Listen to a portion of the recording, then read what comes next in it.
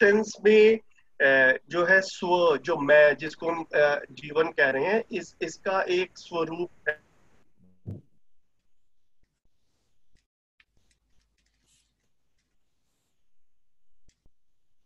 वो स्व को जो है वो समझ लिया। तो यहाँ पर जैसे जैसे हम आगे बढ़ेंगे एक शब्द आएगा स्वतंत्रता। तो वो स्वतंत्रता का भी मतलब नया निकल कर आता है फिर। तो स्वतंत्रता, अभी हम लोगों ने स्वतंत्रता माना हुआ है बेसिकली कि मेरा जो मन में आए,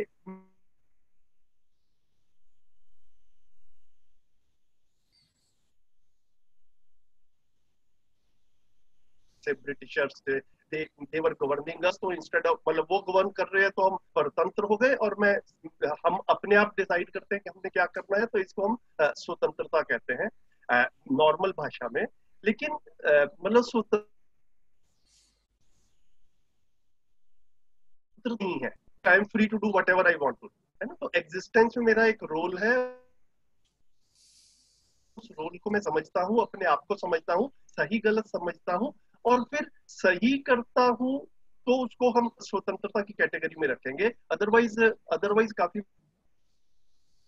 बार तो अगर हम रोजमर्रा की जिंदगी में देखें तो ऐसा भी देख पाते हैं कि हम लोग कई बार अपने कपड़े भी ऐसे पहनते हैं जो शायद हमें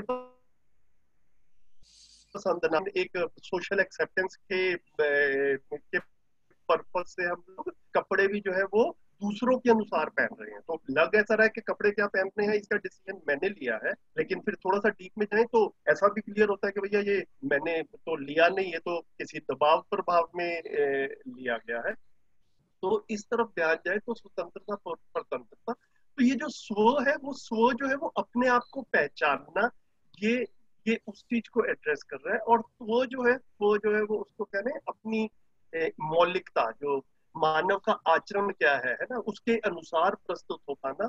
ये मतलब अभी शुरू के लिए मेरे को लग रहा है कि मतलब इतना कैसा कह पा जी रहा हूँ।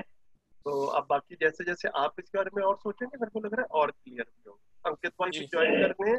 अंकित भाई, आप अपने शब्दों में बताएंगे, एक प्रश्न आया है, स्व और त्व में अंतर बार बार मतलब शब्द आते हैं, ये तो इसका कुछ अंतर स्पष्ट करें, कैसे देखें इसको, तो बताएं प्लीज। जी भैया। Thank you. जी सभी को नमस्कार। सॉरी मैं पिछले हफ्ते ज्वाइन नहीं हो पाया जी भैया। मैं क्वेश्चन सुन नहीं पाया, फिर से बताएंगे एक बार। रजत भाई पूछ रहे थे कि दो शब्द आ रहे हैं बार बार, स्व और त्व, तो इसको कैसे समझें। जी भैया, तो वो मतलब स्वत्व के लेवल पे है कि स्व और त्व अलग अलग है? रजत भाई बताएंगे क्या कंफ्यूजन है। स्व स्व अपने आप में आई थिंक कंप्लीट है, और त्व अपने आप में कंप्लीट है। तो इनको ही अगर हम स्पष्ट करें, हालांकि संजीव जी ने अभी थोड़ा सा समझाया कि स्व का मतलब मैं है, और त्व का मतलब मौलिकता है, जी जी आचरण है। इस जी बात को अभी स्पष्ट किया, क्योंकि मैं त्व को जब मैं समझ रहा था तो कई बार हमने सुना होगा कि आई एम दैट, या तत्, एक संस्कृत में भी एक फ्रेज है। तो उन सब चीजों को मैं कंटेम्पलेट करने की कोशिश कर रहा था। तो एक्चुअली मैं मतलब उसको समझना और गूढ़ अर्थ में उसको समझना चाह रहा हूँ, कि क्योंकि ये शब्द का कई जगह कई फिलोसफी में यूज हुआ है इसको। जी भैया। तो भाई यहाँ पे जैसे संजीव भैया ने कहा, त्व इज अंडरस्टूड एज किसी चीज की मौलिकता या उसका जो इनेटनेस है या जो उसका डिस्टिंक्टनेस है। तो इकायत्व मतलब इकाई का जो त्व है, तो जैसे उसके एग्जाम्पल से क्लियर हो जाता है, हम लोहत्व बोलते हैं तो वो जो लोहे का त्व है।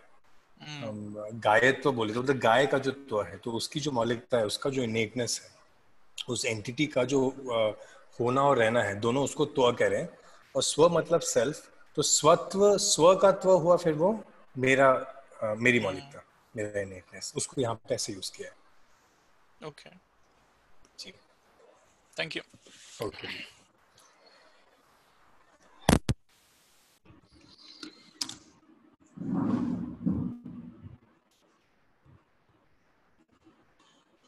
आगे बढ़े क्या, चैप्टर 2 शुरू करते हैं।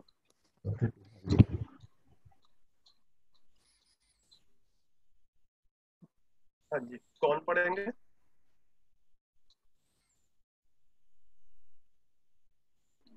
जी मैं पढ़ सकती हूँ अगर कोई ठीक है और नहीं शिल्पा, है तो। ठीक है शिल्पा दीदी आप पढ़िए। जीवन विद्या। जीवन को मैं समझा हूँ, आपको समझाने का प्रयास यहाँ से शुरू होता है। इस प्रक्रिया का नाम दिया जीवन विद्या है।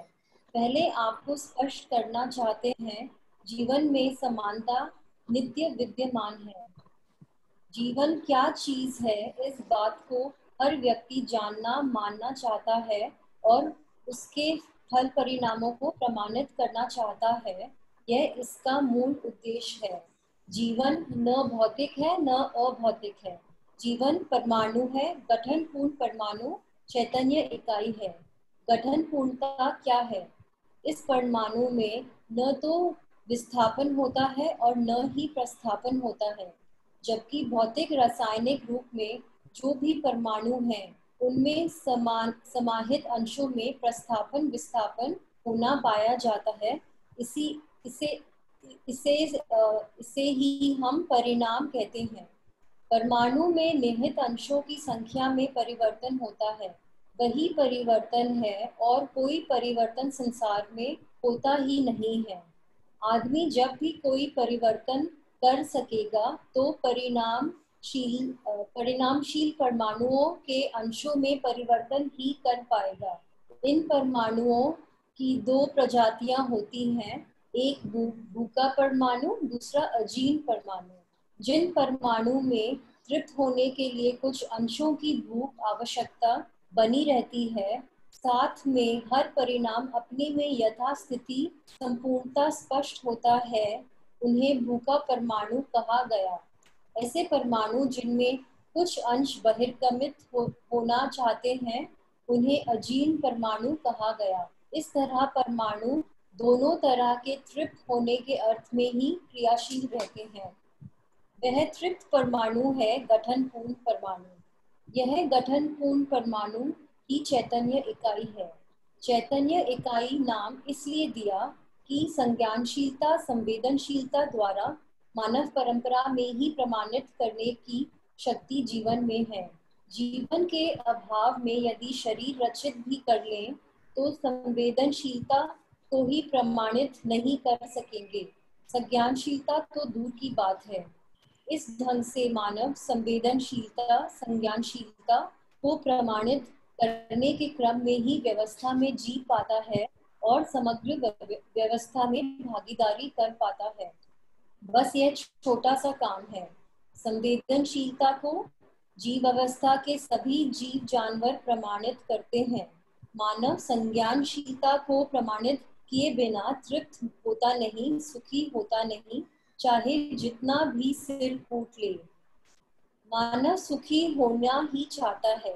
सुखी होने के क्रम में कभी हम सोचते हैं कि सुविधा संग्रह से सुखी हो जाएंगे, कभी तब जब तक भक्ति विरक्ति से सुखी हो जाएंगे। सभी आदमी सुखी होने के लिए कोई ना कोई प्रयास करते ही हैं, किंतु इन प्रयासों से किसी को तृप्ति हुआ और निरंतर सुख मिला, इसका प्रमाण मिला नहीं। अब सुखी होने के क्रम में जैसा मैं सुखी हुआ समझदारी के आधार पर, मैं सोचता हूँ हर व्यक्ति समझदार होने पर सुखी हो सकता है। सही में हर मानव एक है, गलती में अनेक। इसके लिए हर मानव में समानता की वस्तु को पहचानने की आवश्यकता थी। ऐसी चीज जो सही का धारक वाहक बन सके, वह चीज मुझे समझ में आया, वह समाधान पूर्वक जीता हुआ जीवन है। और पढ़ो या रुकना है? एक पैराग्राफ और पढ़ लो। जीवन जब समझदारी के साथ जीता है, तब हर जगह समाधान को प्रस्तुत करता है। समाधान के साथ हर व्यक्ति सुखी होता है, समस्या के साथ दुखी होता है।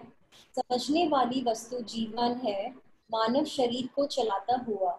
हम लोग बैल को, गाय को और जानवरों को जो कुछ भी सिखाया, वह सब संवेदनशीलता के अर्थ में ही है। अब आदमी एक दूसरे को कैसे सिखाए? मारपीट कर तो कोई किसी को कुछ समझा नहीं पाया है। आजीविका के भय से आदमी जितनी देर नियंत्रित रहता है, उसके बाद भय का कवच भी उतार कर रख देता है। इसका उदाहरण इतिहास में दास दासी प्रथा के अंत के रूप में मिलता है। संवेदनशीलता में भय और प्रलोभन होता ही है। भय और प्रलोभन के ही आधार पर सारे राष्ट्र, सारे धर्म, सारी प्रौद्योगिकी व्यवस्था, व्यापार संस्था व्यवस्था देने का दावा करते हैं, जबकि ना भय व्यवस्था है और ना प्रलोभन व्यवस्था है, क्योंकि मानव को न भय स्वीकार होता है न प्रलोभन। तो क्या होना चाहिए मानव के पास? मूल्य और मूल्यांकन। मूल्यों को पहचानने की विधि चाहिए, मूल्यांकन करने की तकनीक होनी चाहिए। ये दोनों चीज हमारे पास रहने से निरंतर समाधान की परंपरा चलेगी। मूल्य और मूल्यांकन भी समझदारी की ही प्रक्रिया है। यह शरीर की शारीरिक यांत्रिक प्रक्रिया नहीं है। अभी तो विज्ञान का कहना है सभी चीज यांत्रिक है, कुछ भावुक नहीं है।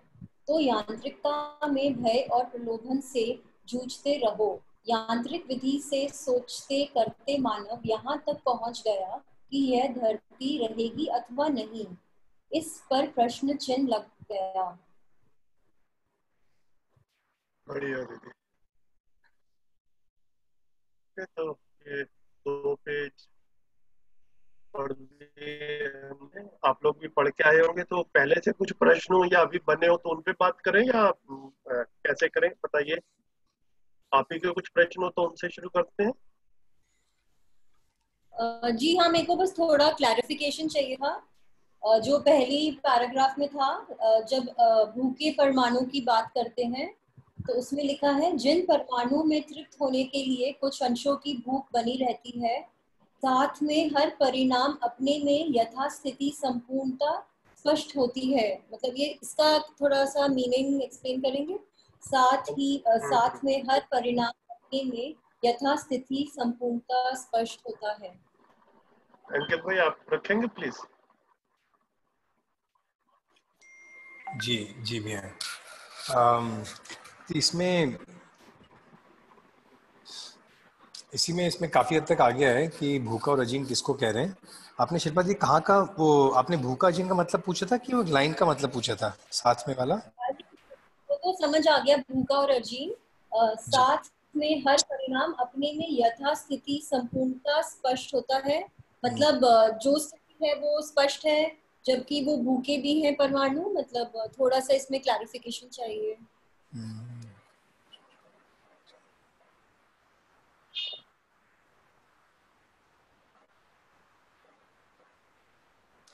बात ये पे यही हो रही है कि जैसे भी अंश रहते हैं उनका जो भी कॉन्फ़िगरेशन रहता है उसके साथ ही उसका परिणाम स्पष्ट होता है। मतलब परिणाम एक्चुअली इज द जड़ इकाई में परिणाम इज जो क्वांटिटेटिव कॉन्फ़िगरेशन है परमाणु अंश का। तो उसमें कुछ भूखे हैं जिसमें कुछ कम है, अजीन है जिसमें कुछ ज़्यादा है।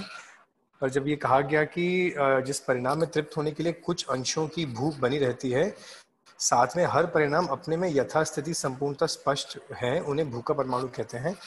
आई थिंक भूखा परमाणु अपने आप में भी एक आचरण कर ही रहा होता है। आई थिंक वो वहाँ पे वो बात है कि उसको कहा वहाँ की वो यथास्थिति है। दैट्स द जहाँ का उसका वो जैसा उसका स्टेट है उसको वहाँ की यथास्थिति कहा जी, जो उसमें भी वो व्यक्त हो ही रहा है और वो भूखा भी है जी। जी थैंक यू।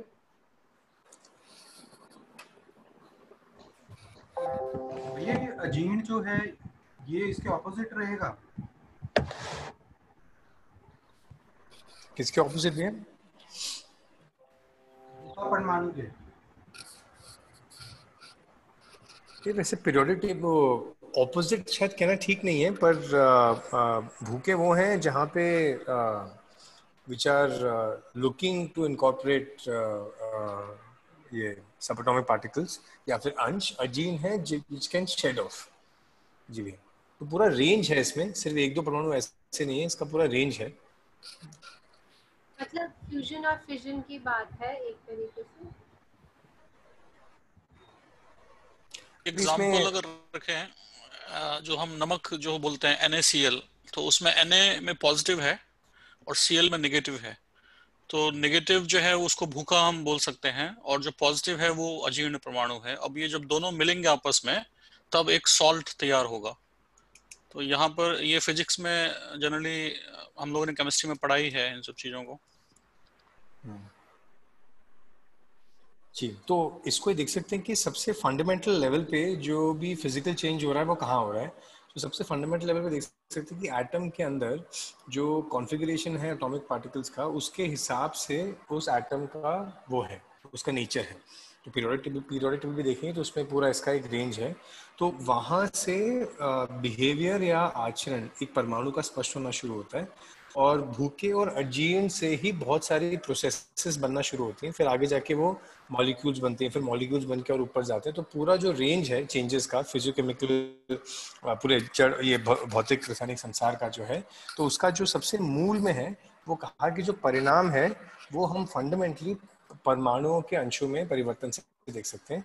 जब भी किसी परमाणु में के अंदर उसका जो कॉन्फ़िगरेशन है वो चेंज होता है, या फिर उसमें हाँ उसकी संख्या में चेंज आता है, तो उसके आचरण में भी डिफरेंस आता है।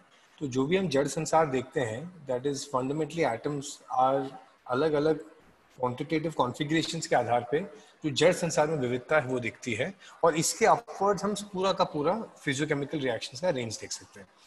ये आई थिंक इस पैराग्राफ का ये एसेंस होगा। संजीव पे कुछ ऐड करना चाहिए? ये जो रजत भाई ने कहा ना, तो मैंने जब मध्यस्थ दर्शन समझना शुरू किया तो 2 साल तक मैं भी ऐसा ही मानता रहा था। ठीक है, तो फिर उसके बाद में मेरी क्लैरिटी बनी कि मैं एक्चुअल में गलत मान रहा था। तो अभी रजत भाई ने सवाल उठा ही दिया, तो मेरे को ऐसा लग रहा है कि कम से कम मैं हल्की सी बात आपके सामने रख दूं, फिर इसके बाद में आप और पढ़ेंगे और सोचेंगे तो क्लियर हो जाएगा कि यहाँ पर क्या क्या रहे हैं। तो मोटा मोटा सा देखें कि पीरियोडिक टेबल में ना अप्रोक्सीमेटली 120 एलिमेंट्स जो है वो बताए जा रहे हैं, 1 से लेके 120 तक। कुछ 2-4 कम होंगे, लेकिन मोटा मोटा लेके चले तो 120 मान के चल रहे हैं। तो इसमें बिल्कुल सेंटर से नीचे, मतलब 60 से नीचे वाले जो एटॉमिक नंबर वाले एलिमेंट्स हैं, उन सबको भूखा एलिमेंट कह रहे हैं, उन सबको भूखा परमाणु कह रहे हैं। ठीक है, और 61 ऑनवर्ड्स वाले जितने एलिमेंट्स हैं उनको अजीर्ण कह रहे हैं। ठीक है, तो जो जैसे अजीर्ण का क्या मतलब, वो अगर आप देखेंगे जितने हमारे रेडियो एक्टिव वाले एलिमेंट्स हैं वो मोस्टली जो है ना वो आपको 61 के ऊपर वाले में रेडियो एक्टिविटी वाली वो मिलेंगी। एलिमेंट्स को एमिट करने की टेंडेंसी है 61 ऑनवर्ड्स वाले में, है ना। 60 तक जो है वो, जैसे फर्स्ट ऑर्बिट में जब हम देखते हैं, जैसे हाइड्रोजन और एटॉमिक नंबर 2 पे जो भी है हीलियम शायद, तो फर्स्ट ऑर्बिट में 2 एलिमेंट्स रहते हैं, ऐसा केमिस्ट्री में बताते हैं। सेकंड ऑर्बिट में 8 रहते हैं, थर्ड में 18 रहते हैं, और फोर्थ में 32 रहते हैं। तो 2, 8, 18 एंड 32, इन सबको आप मिला लेंगे तो ये टोटल करने पे 60 आता है ना। 2, 8, 18 एंड 32। तो फोर्थ ऑर्बिट तक के एलिमेंट्स जहां पर हैं उसमें और एडिशनल एलिमेंट आने की टेंडेंसी है। और जो 61 ऑनवर्ड्स हैं, जो फिफ्थ ऑर्बिट ऑनवर्ड्स जिसमें जो एलिमेंट्स हैं, वहां पर इलेक्ट्रॉन्स को जो यहाँ पर हम भाषा कहेंगे उसको कहेंगे परमाणु अंश। ये अंश अंश जो शब्द आप सुन रहे हैं ना यहाँ पर, ये मैं हाईलाइट भी करता हूँ, परमाणु में निहित अंश। तो जिसको आप इलेक्ट्रॉन्स कह रहे हैं वो यहाँ पर हम उसको अंश के नाम से इंडिकेट कर रहे हैं। तो फिफ्थ ऑर्बिट ऑनवर्ड्स हो जाता है 61 एलिमेंट एंड ऑनवर्ड्स में, उसमें उसको एमिट करने की, बहिर्गमित करने की, मतलब बाहर की तरफ भेजने की, अपने से निकालने की टेंडेंसी है। अंकित भाई जो बताया वो इस तरह से। तो अगर आपने जो सोडियम क्लोराइड का एग्जांपल दिया, एक्चुअल में सोडियम भी 60 से नीचे वाला है, क्लोराइड भी 60, क्लोरीन भी 60 से नीचे वाला है। तो सोडियम क्लोराइड में दोनों भूखे हैं, मतलब वो मैं भी पहले ऐसा ही समझता था कि एक ने दिया एक ने लिया तो सोडियम क्लोराइड पे फिट हो गया, लेकिन ऐसा करके जो है यहाँ पर 60 से नीचे वाले को भूखा बोल रहे हैं, 61 से ऊपर वाले को अजीर्ण बोल रहे हैं। रजत भाई बात पहुंची कुछ कुछ? हाँ जी, थैंक यू। काफी क्लियर हुआ। आई थिंक जो आउटर शेल में पॉजिटिव है कि नेगेटिव है वो दे सकता है या वो ले सकता है, इस पर आई थिंक ये कैटेगरी है।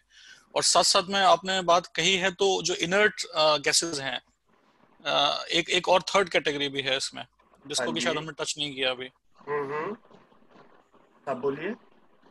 इनर्ट मतलब वो तो अपने आप में स्टेबल है, या मतलब वो एक ऐसी कैटेगरी है जिसमें ना भूखा है ना वो है? नहीं नहीं, उसमें भी ना, अब देखिए वो बताइए किसी इनर्ट का नाम बताइए और ये बताइए कि उसका एटॉमिक नंबर क्या है, अगर आपको याद हो तो। यहाँ पे मैं एक टेबल में देख रहा हूँ, तो यहाँ से जो मुझे लग रहा है HE जिसका 2 है, हाँ NE जी, जिसका 10 है, ठीक फिर है, AR जिसका 18 है। तो आई ठीक है, think these are all inert, कोई आई नहीं। गेस। हाँ, तो AR को अगर हम 18 ले लेंगे तो AR जो है ये तो भूखा परमाणु वाली कैटेगरी में आ रहा है, क्योंकि ये 60 से नीचे है, 60 से नीचे अच्छा, है ना। तो बिल्कुल ये जो है ना, इसका ये गवर्निंग प्रिंसिपल है। 60 से नीचे वाले जो है वो भूखा, 61 से ऊपर वाले अजीर्ण, ये कैटेगराइजेशन। ओके ओके, ठीक है, तो ठीक है। आप थोड़ा सा इस तरीके से सोचना शुरू करेंगे, फिर थोड़ा सा आप में और क्लियरिटी आएगी, फिर थोड़े से और क्वेश्चन होंगे तो वो भी ले सकते हैं फर्दर ऑन। हाँ जी, हाँ जी। मुझे भी ये पूछना था कि व्हाट अबाउट जो मॉलिक्यूल जिसको आप सैचुरेटेड, जैसे H2O है जहाँ एटम्स मिलकर बन रहे हैं ना, हम्म। वो हम क्या बोलेंगे, वो पूर्ण है, मिलकर जो बन के उस फॉर्म में आ रहे हैं, जो सैचुरेटेड या कंप्लीट फॉर्म में जो आ रहे हैं। हाँ, तो ये जो है ना, यहाँ पर हमने पहले चैप्टर में भी पढ़ा था, भौतिक क्रिया, रासायनिक क्रिया, अणु अणु से मिलता है, सॉरी, परमाणु परमाणु से मिलता है, फिर एक से ज्यादा परमाणु मिलते हैं तो अणु बन जाते हैं, है ना, फिर आगे चल के मौलिक, ये सारी चीजें जो है ये हमने पढ़ी है भौतिक क्रिया और रासायनिक क्रिया में। तो वो भौतिक क्रिया और रासायनिक क्रिया है, बिल्कुल एलिमेंटल लेवल के ऊपर जो है ये परमाणु को जब हम कह रहे हैं तो भूखा और अजीर्ण इस तरह से कैटेगराइज कर रहे हैं। ठीक है, यहाँ पर जो है ना एक चीज ध्यान में रखने वाली है, जो जिसको यहाँ पर लिखा कि गठन, ये मैं हाईलाइट कर रहा हूँ, गठन पूर्ण परमाणु चैतन्य इकाई है ना। ये भी एक इम्पोर्टेंट कॉन्सेप्ट है, इसको अगर अपने हम मन में धीरे धीरे क्लियर करेंगे गठन पूर्णता का क्या मतलब है। तो जो गठनशील है, जो हमने 1 से 60 तक भूखे वाले देखे और 61 से ऊपर वाले जो हैं वो अजीर्ण देखे, लेकिन ये दोनों गठनशील हैं। गठनशील का मतलब क्या हो गया कि इनमें इनमें अंशों का आदान प्रदान होता रह रहा है, मतलब किसी में कम होंगे, किसी में ज्यादा होंगे, जैसी जैसी धरती के वातावरण के अनुसार आवश्यकता होगी वैसा बनता जाएगा। ये जो चैतन्य इकाई है जिसको हमने जीवन के नाम से पहचाना है, ये गठन पूर्ण परमाणु है, मतलब ये गठनशीलता वाले कार्यकलाप से आगे बढ़ गया है। अब इसमें कभी परमाणु अंशों में चेंज नहीं होगा, ठीक है। इसमें कभी ये अपने परमाणु किसी को अपने अंश किसी को देगा नहीं, किसी और से अंश लेगा नहीं। और जो आप जैसे गुरलिंद जी अभी H2O का एग्जांपल दे रहे थे, या पहले सोडियम क्लोराइड का एग्जांपल लाया, तो क्या हुआ कि परमाणु परमाणु से मिलते हैं, कभी एक तरह का परमाणु दूसरे तरह के परमाणु से मिलता है, कभी एक तरह का परमाणु अपने ही टाइप के परमाणु से मिलता है। जैसे O2 हम बोले, ऑक्सीजन ऑक्सीजन से ही मिला हुआ है, H2 बोले हाइड्रोजन हाइड्रोजन से ही मिला हुआ है। तो ये जीवन परमाणु जो है ये ना तो किसी और परमाणु से मिलकर बॉन्डिंग करता है और ना अपने जैसे किसी और परमाणु से मिलकर बॉन्डिंग करता है। तो जीवन परमाणु 2 नहीं होगा कभी भी, और ना जीवन परमाणु किसी और परमाणु के साथ में रहेगा। तो ये अपने आप में एक गठनपूर्ण एंटिटी हो गई, है ना। तो एक शरीर के साथ में एक जीवन परमाणु आएगा और उस शरीर को चलाएगा, है ना। 2 जीवन परमाणु एक शरीर को नहीं चलाएंगे। मतलब अगर इस तरह से इसको बिल्कुल लेमैन लैंग्वेज में देखें तो इसको ऐसे देख सकते हैं। तो यहाँ पर 3 शब्द, मतलब ये आया भूखा, अजीर्ण और गठनपूर्ण। ये 3 जो है ना, ये शब्द जो है हमारे को टोटल जो है सारा जो है हमारे को डोमेन जो है, स्पेक्ट्रम जो है उसकी क्लैरिटी देते हैं। हम ये मान सकते हैं क्या कि जो जीवन परमाणु है वो 60 और 61 के बीच में पोजीशनड है, ऐसा है, या वो अलग ही चीज है बिल्कुल? हाँ, तो बाबा जी ने जो है, आदरणीय नागराज जी ने इसको, देखिए अब हमारे लिए सिर्फ सूचना ही है ना, हमने तो देखा नहीं है। तो आदरणीय नागराज जी का इसमें ये प्रस्ताव है कि जो ये जीवन परमाणु है ये बिल्कुल जैसे आप बता रहे हैं वो 60 61 वहीं पे ही प्लेस होता है, एक्सेप्ट कि इसके न्यूक्लियस में सिर्फ एक अंश है ना? अभी हम लोग जो केमिस्ट्री में पढ़ते हैं कि जैसे अगर अगर कोई जैसे ऑक्सीजन है, तो अगर ऑक्सीजन का एटॉमिक नंबर 8 है तो उसके 8 इलेक्ट्रॉन्स रहेंगे बाहर, और उसके न्यूक्लियस में भी 8 जो है वो न्यूट्रॉन प्रोटॉन्स करके रहेंगे। उसको भी अगर हम अंशों के रूप में देखें तो यहाँ पर चैतन्य परमाणु में वो उसका नंबर तो वहां आता है 60-61 वाले रेंज में, तो उसमें जो जो ऑर्बिट्स में अंश है वो तो 60 बनेंगे, लेकिन न्यूक्लियस में सिर्फ एक अंश रहेगा। ऐसा करके इसका जीवन परमाणु का कॉन्फ़िगरेशन जो है आदरणीय नागराज जी ने ऐसा बताया। जी थैंक यू। भैया इससे एक चीज ये समझ लें, या फिर एक चीज ऐसे समझ में आती है कि ये पहले से ही एग्जिस्ट करता है, जो जीवन है, जीवन परमाणु या फिर जीवन जो अंश है वो पहले से ही एग्जिस्ट करता है। दोबारा बोलिए, थोड़ा जोर से बोलिए प्लीज। जीवन जो है वो पहले से ही एग्जिस्ट करता है, मतलब वो कहाँ पहले से मतलब हाइड्रोजन कहाँ से आया?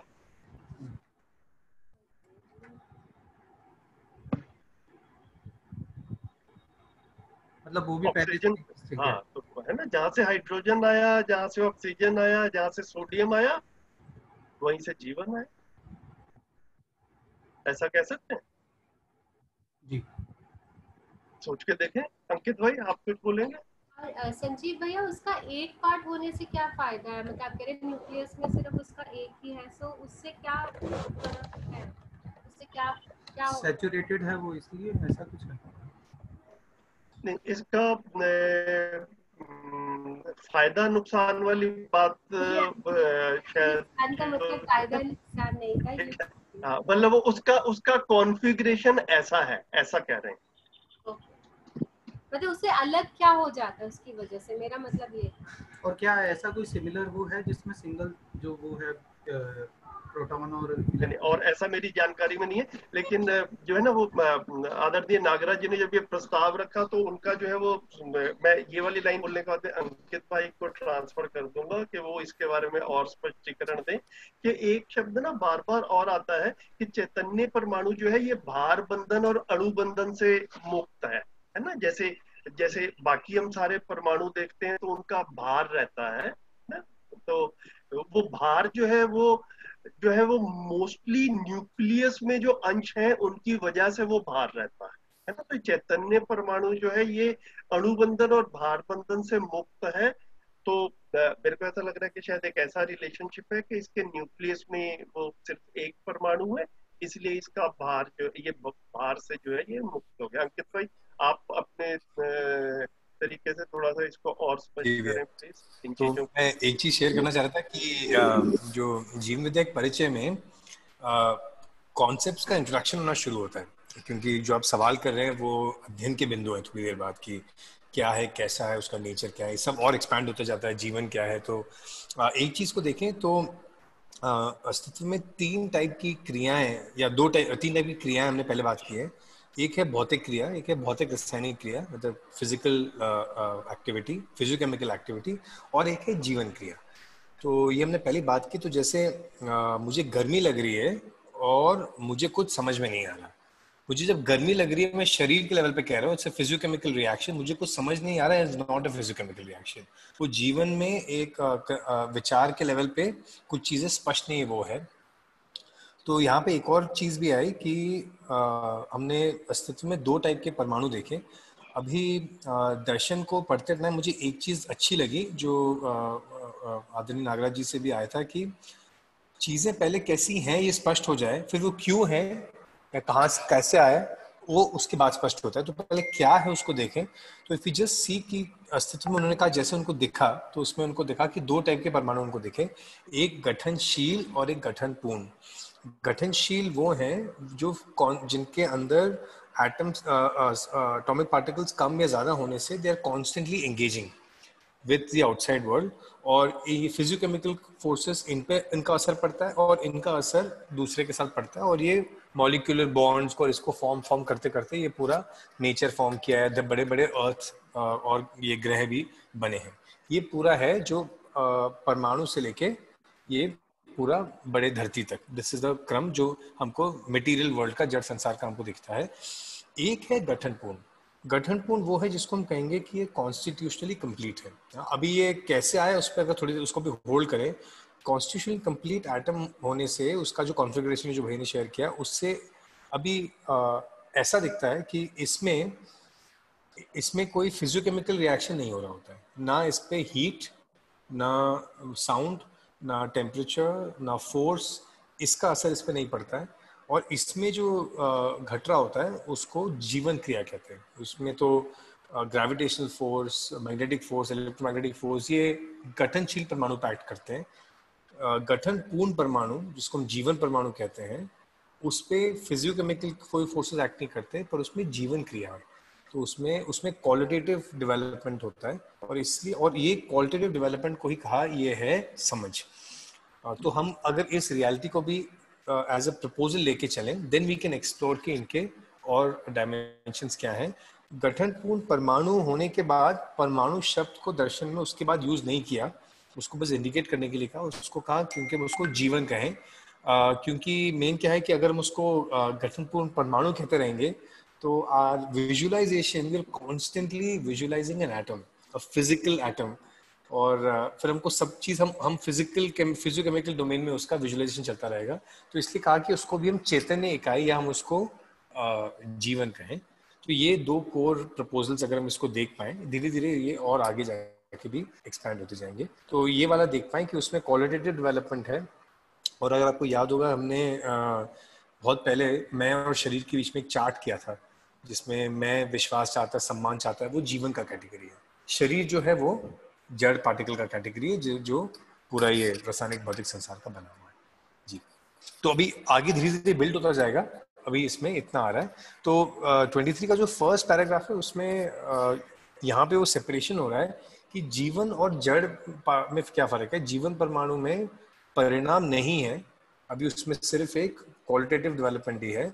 जड़ परमाणु में परिणाम अभी भी हो रहा है, बिकॉज अंशों का बाहर जाना अंदर जाना, जो प्रस्थापन विस्थापन है वो हो रहा है, और फिर वो मिलके और एटॉमिक स्ट्रक्चर्स और मॉलिक्यूल स्ट्रक्चर्स और ये सब और आगे वो बनाते जा रहे हैं। दैट इज द एसेंस जो इसमें आया है, उसी को यहाँ पे परिवर्तन कहा जी।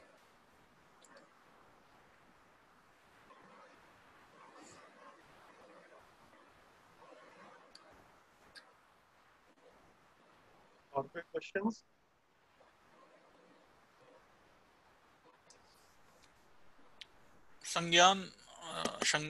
संज्ञानशीलता, इसको हम क्या रैशनल माइंड बोल समझेंगे या कुछ और?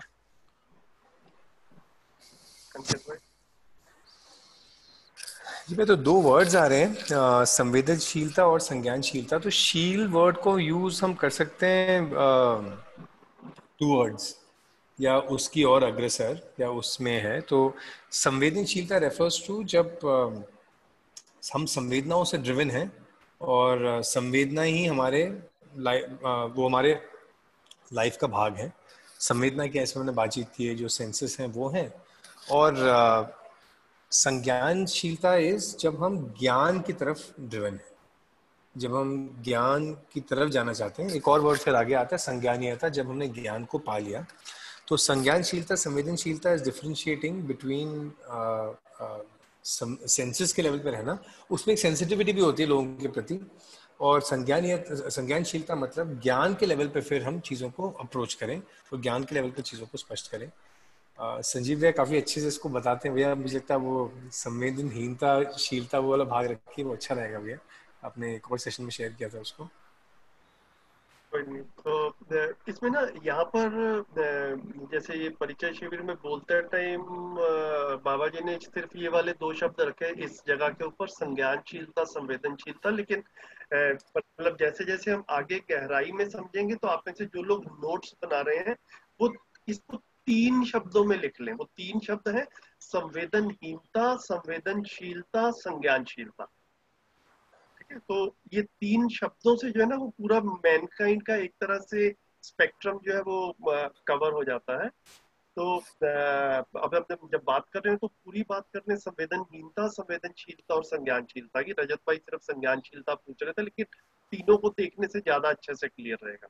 तो संवेदनहीनता का जो है ना, अगर सिंपल इंग्लिश ट्रांसलेशन करें तो हम कहेंगे इनसेंसिटिव, है ना। हम कई बार अपने आसपास देखते हैं, कई बार शायद अपने पे भी महसूस होता होगा कि हम इनसेंसिटिव हो जाते हैं या दूसरे लोग इनसेंसिटिव हैं, इन द सेंस कि दूसरे के साथ में कुछ भी हो रहा हो मेरे को कोई फर्क नहीं पड़ता, है ना। तो मतलब दूसरा वाला आई डोंट केयर, जब वो वैसा वाला अगर एक व्यू बनता है, एक आचरण बनता है, एक थिंकिंग बनती है, उसको संवेदनहीनता कह रहे हैं।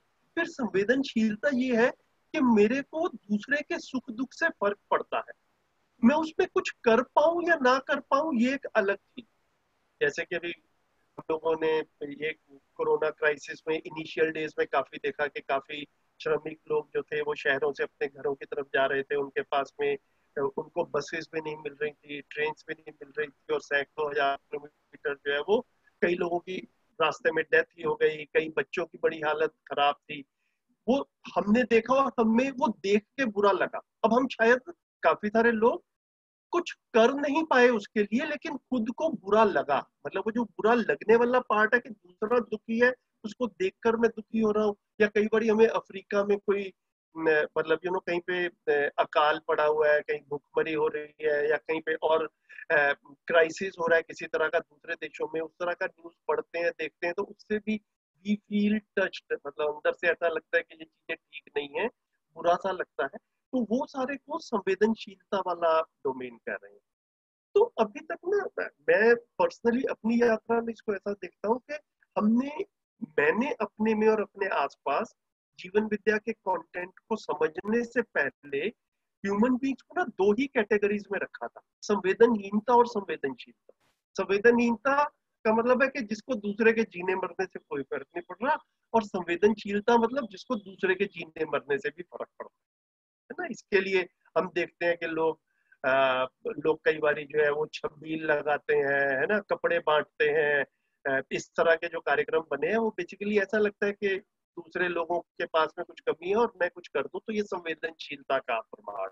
यहाँ पर बाबा जी ने जो है ना इसको स्पेक्ट्रम को कंप्लीट किया, जिसको संज्ञानशीलता, तो संज्ञानशीलता एक जर्नी है जिसका डेस्टिनेशन अंकित भाई ने शब्द जैसा बताया संज्ञानीयता, मतलब वहां पहुंच गया तो संज्ञानीयता, और वहां तक पहुंच रहा हूँ, अभी रास्ते में हूँ, अभी जर्नी में हूँ, तो उस वक्त संज्ञानशीलता का कि हम अपने आसपास काफी अव्यवस्थाएं देखते हैं, है ना। एक तो सामाजिक स्तर पर और नेचर के स्तर पर अव्यवस्थाएं देखते हैं, काफी बारी परिवार के लेवल पर भी हम जो है वो अव्यवस्थाएं देखते हैं।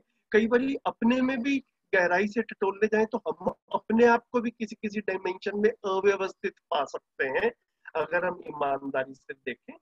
तो ये संज्ञानशीलता और संज्ञानीयता वाला पार्ट जो है, ये अव्यवस्था से व्यवस्था कैसे बनेगी उस ट्रांजिशन को समझना, और उससे पहले एक्चुअल में व्यवस्था क्या है उसको समझना, है ना। हम व्यवस्था और अव्यवस्था इसकी काफी बात करते हैं, तो हमें अव्यवस्था समझ में आती है, काफी बड़ी व्यवस्था क्या होगी ये समझ में नहीं आती है। तो यहाँ पर धीरे धीरे करके जो बिल्डअप होता है वो ऐसा रहता है कि एक्चुअल में व्यवस्था का स्वरूप क्या, तो व्यवस्था समझ में आए, और उस व्यवस्था तक हम पहुंचेंगे कैसे, उसकी उसकी रोड मैप क्या होगा, कैसे कैसे वो वाली जर्नी जो है वो तय होगी, ये सारा का सारा संज्ञानशीलता वाला डोमेन है। नहीं तो हमें अच्छा लग रहा है, बुरा लग रहा है, या हम इनसेंसिटिव हो गए, इन दो झूलों में जो है वो झूलते रहते हैं, और इन दो के अलावा कुछ और ऑल्टरनेटिव जो है वो दिखता नहीं। तो बाबा जी ने इसको संज्ञानशीलता वाला जो है वो तीसरा वाला बताया कि भैया व्यवस्था बनानी भी तो है, सिर्फ दूसरे को दुखी देखकर हम दुखी हो गए ये अपने आप में कुछ पर्याप्त हल नहीं है ना। चीजें ठीक हो तो चीजें ठीक कैसे होगी, वो समझ कर ठीक होगी, वो समझ फैलेगी कैसे, उसके लिए सारा कार्य। मैं इसको ऐसे देखता हूँ कि भाई कुछ रह गया हो तो आप ऐड करें। नहीं, this is more less there. बस इतना ही देखें कि हम किन पैराडाइम्स को ऑपरेट करते हैं, किन धरातलों पे, वो संवेदनशीलता और संज्ञानशीलता का डिफरेंशिएटिंग फैक्टर है। संवेदनशीलता में संवेदना है और हमारी कामना है जिनको हम पूरा नहीं कर पा रहे वो ओर में रहती हैं। हम एनवायरनमेंट से बहुत ड्रिवन होते हैं, एनवायरनमेंट से हमारा सुखी दुखी होना बहुत होता है, अपने आप को शरीर मानते हैं, ये संवेदनशीलता में एक बड़ा भाग भी रहता है। संज्ञानशीलता में हम देख सकते हैं कि हमारे जो अंदर की जो चिंतन मनन की प्रक्रियाएं ये और प्रखर हो चुकी हैं, हम समाधान सेंट्रिक हो चुके हैं, हम अपने आप को सिर्फ शरीर के रूप में नहीं देखते, और हम समाधान एक हमारी चाहना बन जाती है, ना कि सिर्फ अपने एक एक प्रॉब्लम का हमको सोल्यूशन हो पाना। तो ये डिफरेंस दोनों में हमको दिखता है। आगे चलेंगे तो डिफरेंस और धीरे धीरे ये आ जाएगा। We'll just touch upon the topics at the beginning level as we're going. Thank you जी, थैंक यू सर आप दोनों को।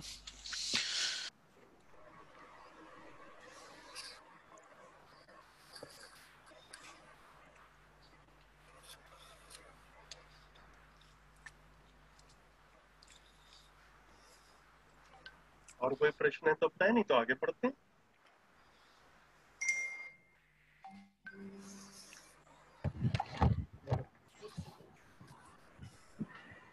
एक मूल्य और मूल्यांकन के बारे में थोड़ा आप बात करेंगे भैया?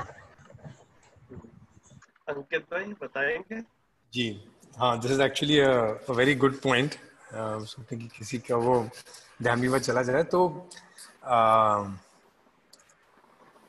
अभी हम ये देखें कि हमारा सुखी दुखी होने का आधार क्या है, संबंधों में हम क्या चाहते हैं, तो सुख को हम कितना समझें। जब हम if you see ourselves only as a body, शरीर, तो तब संवेदनाएं बड़ा भाग एक बन जाती हैं। जीवन रूप में अपने आप को देखें तो तब हम ध्यान यहाँ जाता है कि अभी सुख का मतलब क्या है। ठीक है, मैंने एक चाय पी लिया, मैंने कॉफी पी ली, मैंने शरीर के लिए एसी, पंखा या हवाई जहाज, जो पूरा उसका रेंज है वो तो सुविधा की कैटेगरी में आ गया। It comes in the category of convenience और फैसिलिटी। उससे थोड़ा अच्छा बुरा लगना होता है। तो देन सुख क्या है, तो फिर ये दिखता है कि देन वी हेड टूवर्ड्स कि अपने अंदर, अपने विचारों में, अपने इच्छाओं में और अस्तित्व जैसा है उसको मैं वैसे देख पाऊँ, ये अगर होता है तो मेरे अंदर एक तालमेल बैठता है। उसको कहा जीवन में मूल्य होना। तो दैट इज उससे मेरे अंदर, मेरे जैसे हम देखेंगे, जैसे मेरे विचारों में एक तालमेल आ जाता है और उस वक्त मैं अपने आप को रिलैक्सेशन की स्टेट में महसूस करता हूँ। When I know what I want, जब मेरी इच्छा में जब क्लैरिटी होती है तो I can feel contentment for a while, संतोष की एक फीलिंग आती है। तो ये कंटिन्यूटी में बनी रहती है ज्ञान से। तो जीवन के अंदर कुछ मूल्य हैं वो पूरे होते हैं, उसको जीवन मूल्य का, सुख शांति संतोष आनंद। उसी तरीके से मेरे मानव होने का भी आई फाइंड कुछ उसमें मूल्य है। उसके साथ साथ संबंध में भी हमारे एक दूसरे के साथ कुछ भागीदारियां हैं, हमारा भी एक दूसरे के साथ कुछ मूल्य है, उसको कहा संबंध मूल्य। और फिर प्रकृति के साथ भी है। तो मूल्य और मूल्यांकन मीन्स कि संज्ञानीयता में हमारा parameter of happiness of life वो फैलता है। और फिर अस्तित्व में, एग्जिस्टेंस में जो बिंदु हैं, पॉइंट्स ऑफ सुख हैं, वो मूल्य हैं, वो हमको समझ में आना शुरू होते हैं। और ये भी स्पष्ट होता है दूसरा सिर्फ शरीर नहीं है तो क्या है, मेरी उसके लिए क्या भागीदारी है, उसकी मेरे लिए क्या भागीदारी है, जीवन रूप में हमारा संबंध क्या है, एक दूसरे को समाज के रूप में कैसे देखेंगे। तो ये होता है कि मूल्यांकन का हमको आधार मिल जाता है। मूल्यांकन का आधार है मूल्य।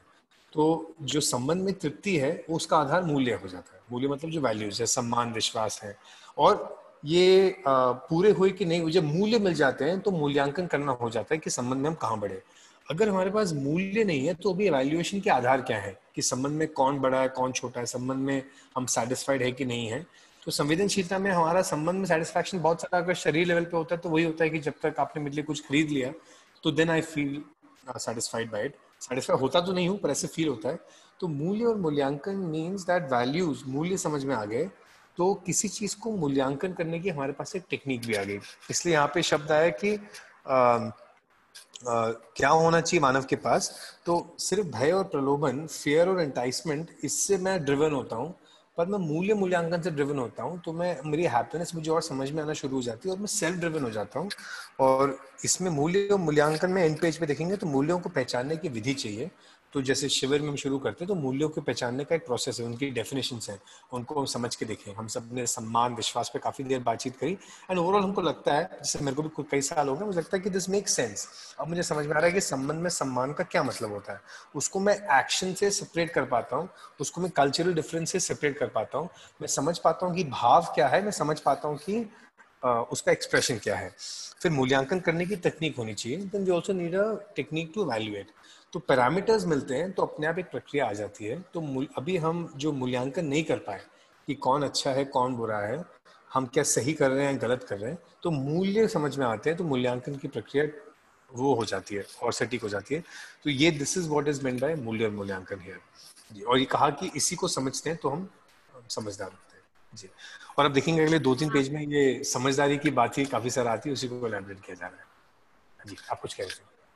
हाँ जी, मुझे इसमें एक और चीज ये भी समझनी थी कि मतलब ऐसा है, बहुत बारी समझा जाता है कि आप शरीर के बेस पे रह रहे हैं, उसको अलग समझ पाना, पर फिर भी आपका एक कंट्रोल होना ना कंट्रोल होने वाला भी बात होता है ना, कि आप, कि बहुत बार ये भी समझा जाता है कि आप अपने जो भी इच्छाएं हैं उनको कंट्रोल करना शुरू करें, उसका मतलब है कि आप जीवन को समझ रहे हैं। वो एक उसको भी डिफरेंशिएट कैसे करें, वो भी अगर आप हेल्प करेंगे तो। Very nice point. आगे आएगा ये, मेरे ख्याल से 2-3 पेज में आता है कि one effort to understand life में ये है कि जीवन कुछ है तो शरीर को पूरा, उसकी सारी आवश्यकताओं को और अपनी इच्छाओं को कम कर दो। उसको विरक्ति कहा, जहाँ पे हम चीज़ों को त्याग की तरफ त्यागना शुरू कर दें, चीज़ों को कम करना शुरू कर दें। दूसरा एंड ऑफ द स्पेक्ट्रम है भोग, मतलब कंज्यूमरिज्म, जहाँ ना पूरा ही हम अपने आप को इंडल्ज कर रहे हैं। भावे जी इस पे आगे बात करते हैं कि ये रास्ता ना विरक्ति का है ना भोग का है। हम चीज़ें जैसे हैं समझते हैं तो उसके अनुसार उसकी आवश्यकताओं को पूरी करते हैं। ऑब्जेक्टिव सुखी होना है, जीवन को भी तृप्त करना है, शरीर को भी स्वस्थ रखना है, समाज में भी रहना है, संबंधों में भी रहना है, परिवार में भी रहना है। सो इनिशियली मैं भी जब शिविर किया था तो मुझे लगा था या तो इट विल बी वो एक एसेटिक टाइप लाइफ होगी या फिर पूरे मटीरियलिस्ट लाइफ होगी। यहाँ पे है कि चीज़ों को ठीक से समझते हैं तो जीने की प्रक्रिया अपने आप स्पष्ट हो जाती है। तो यहाँ पे प्रपोजल है कि विरक्ति की आवश्यकता नहीं है, वी डोंट नीड टू, चीज़ों को त्यागने की आवश्यकता नहीं है, उनको समझते हैं तो अपने आप ही चीज़ें सेट हो जाती हैं। और वो आएगा भी थोड़ा सा आगे, ठीक है भैया। भैया मेरा एक सवाल है। जी भैया। हाँ, भैया मैं पूछना चाह रहा था कि चैतन्य इकाई जीवन है, ये तो समझ में आया, लेकिन चेतना क्या है? क्या ये व्यापक का ही एक नाम है? चेतना शब्द को 2 रूप में इस्तेमाल किया, एक व्यापक के रूप में भी इस्तेमाल किया और एक चेतना मतलब चैतन्य इकाई का स्तर, दोनों लेवल पे इस्तेमाल किया उसको।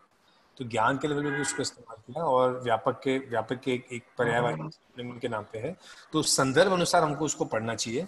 यहाँ पे चेतना एक और भी है, जैसे हम मानव चेतना कह रहे हैं, जीव चेतना कह रहे हैं। तो जो जीवन में जो उसकी समझदारी का, उसकी जो ज्ञान का स्तर है, उसको भी एक चेतना का लिया है। तो जीवन के स्तर पे भी चेतना यूज हुआ है और व्यापक के स्तर पे भी चेतना यूज हुआ है। जी भैया, तो उसको संदर्भ अनुसार हम देख सकते हैं। बहुत बढ़िया, ठीक है भैया।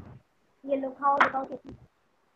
ना मतलब जब हम आगे जाएंगे तो इसमें मतलब मानव चेतना और फिर देव मानव चेतना, दिव्य मानव चेतना ऐसे करके आता है। और देव और ये मानव चेतना से भी पहले जो है वो भ्रमित मानव वाला चेतना है, वो चेतना है नहीं बेसिकली, ऐसा कह सकते ठीक है, वो तो मैं मेनली चेतना शब्द को व्यापक रूप में ही देख रहा था। नहीं। तो जैसे अंकित भाई बता रहे हैं, तो चैतन्य इकाई का समझ का स्तर जो है वो उसको भी चेतना कह रहे हैं। काफी बार उस रेफरेंस में आएगा। मैं एक लास्ट चीज क्लियर करना चाहती थी, यहाँ पे भय की बात करी गई है, तो भय को बिल्कुल रिजेक्ट करा है कंप्लीट? रिजेक्ट नहीं किया है, पर भय फंडामेंटली एक्सेप्टेबल नहीं है ये कहा गया है। मतलब हम भय को तभी तक एक्सेप्ट करते हैं जब तक हमारे पास कोई तरीका नहीं रहता। आप देखिए, इसलिए competition at a large level अभी ह्यूमन सोसाइटी में ये आ चुका है कि अगर कंपटीशन से बच्चों को ड्राइव करें तो उसकी सस्टेनेबिलिटी नहीं है, बिकॉज बच्चा तो चूर हो जाता है।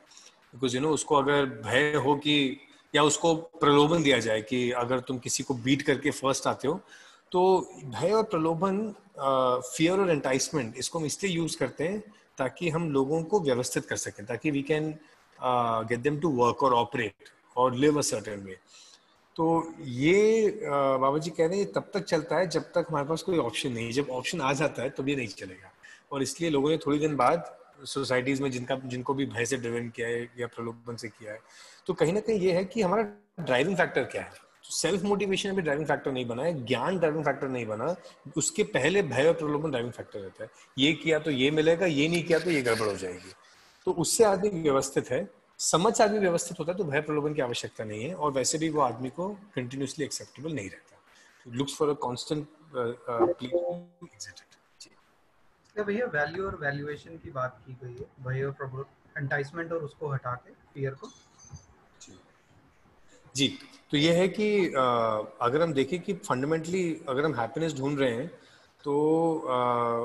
तो संबंधों में मैं चाहता हूं कि मैं खुश हो जाऊं, तो जब संवेदनाओं के स्तर पे जीते हैं तो सुविधाएं ही मानते हैं सब कुछ है, तो फिजिकल फैसिलिटीज है, तो उसके लिए भय और प्रलोभन और बड़ी चीज हो जाती है कि कुछ अच्छा कर देंगे तो मिल जाएगा, कुछ बुरा करेंगे तो छूट जाएगा। तो यहाँ पे ये है कि बहुत सारा सुख तो सुविधा से है ही नहीं, it's not connected to material, it's also connected to भाव।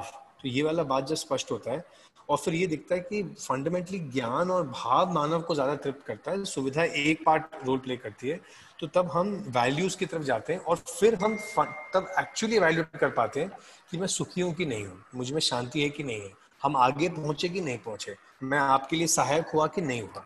तो ये तो we are able to evaluate ourselves and our relationships very very well and also where we are leading.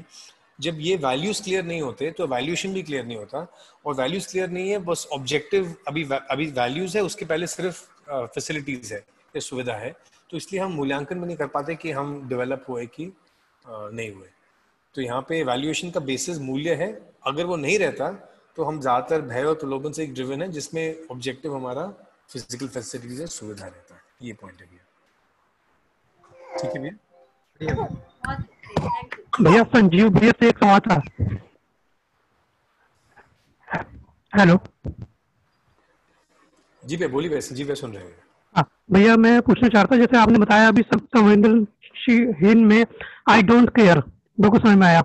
फिर संवेदनशील में आई केयर, ये भी समझ में आया। तो लेकिन संज्ञानशीलता में मतलब मैं ये समझाऊं कि मैं जो संवेदनशील में मैं केयर नहीं करता किसी की भी, वो समझ में आ गया। और संवेदनशील में मैं केयर मेरे को बुरा लगता है लेकिन मैं कुछ कर नहीं पा रहा हूँ, ठीक है ना। लेकिन संज्ञानशीलता में क्या होता है ये नहीं समझ पाया कुछ। एक लाइन बोल दूं भैया, अभी संजीव एक लाइन मन में आई। हाँ बताइए भैया।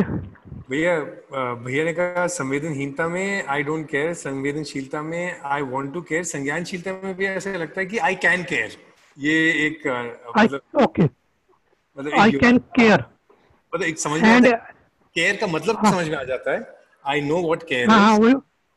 और वही मैं समझना चाहता कि तीनों लाइनें समझना चाह रहा था, वही पूछना चाह रहा था। संजीव सही कहा, आई कैन केयर।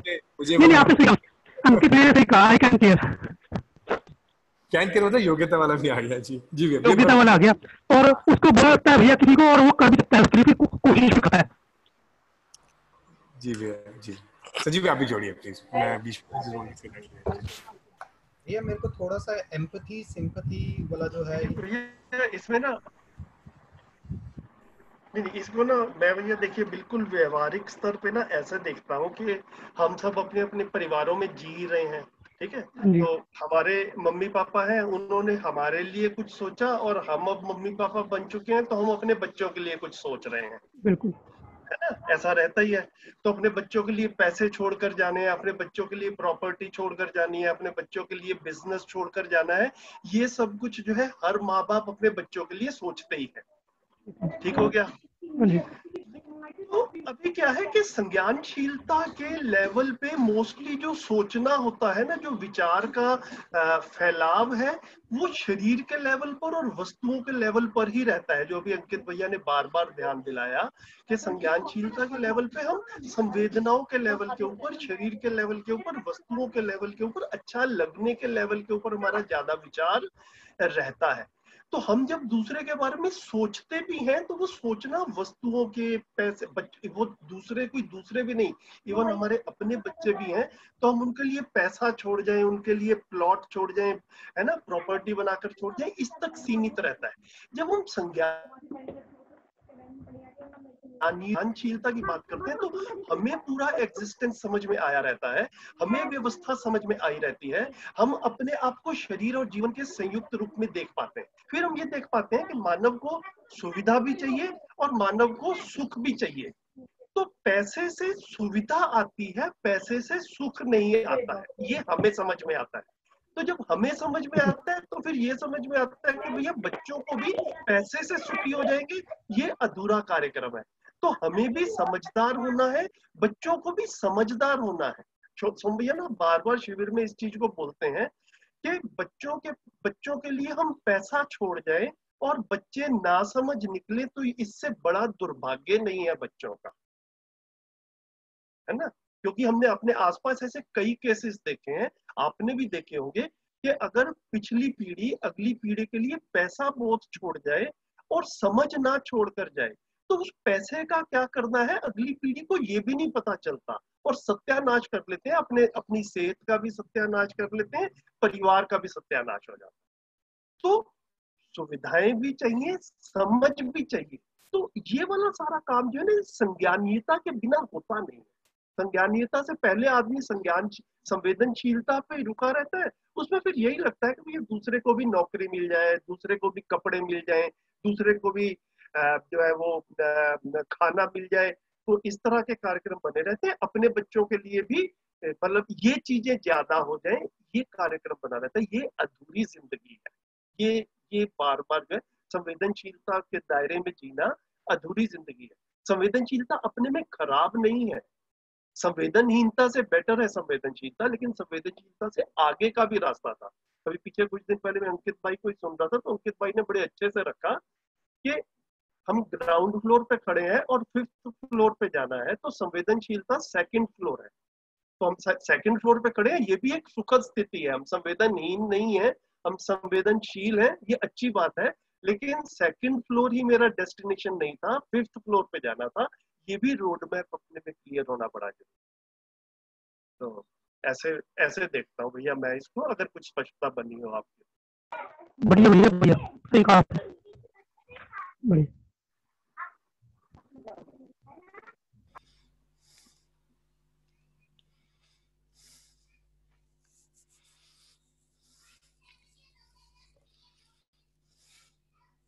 और कोई प्रश्न, आगे बढ़े?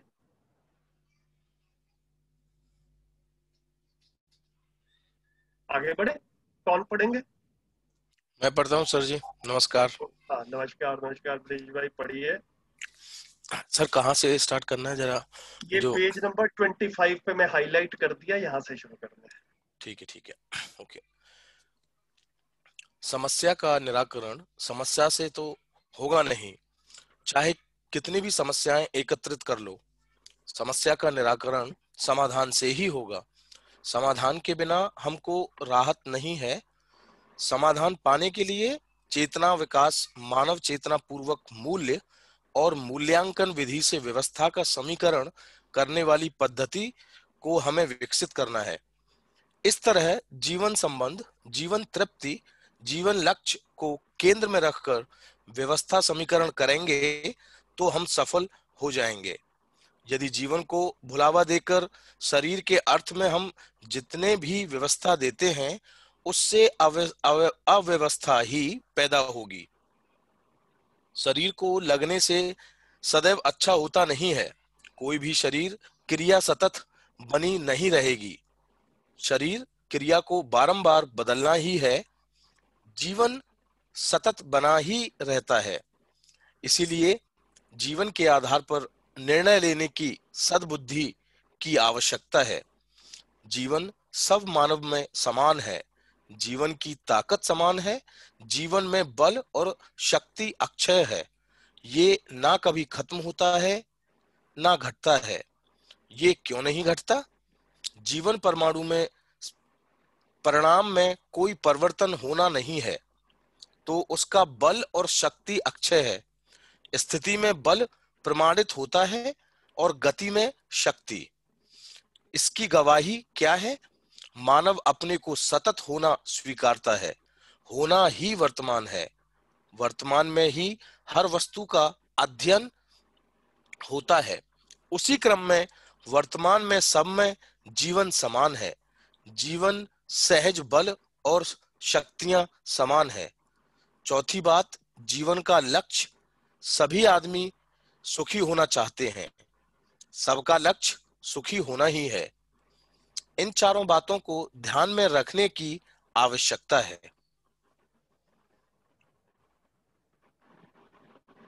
जीवन गठनपूर्ण परमाणु चैतन्य इकाई है। अब इसको कौन बनाता है, ये भी बात आती है।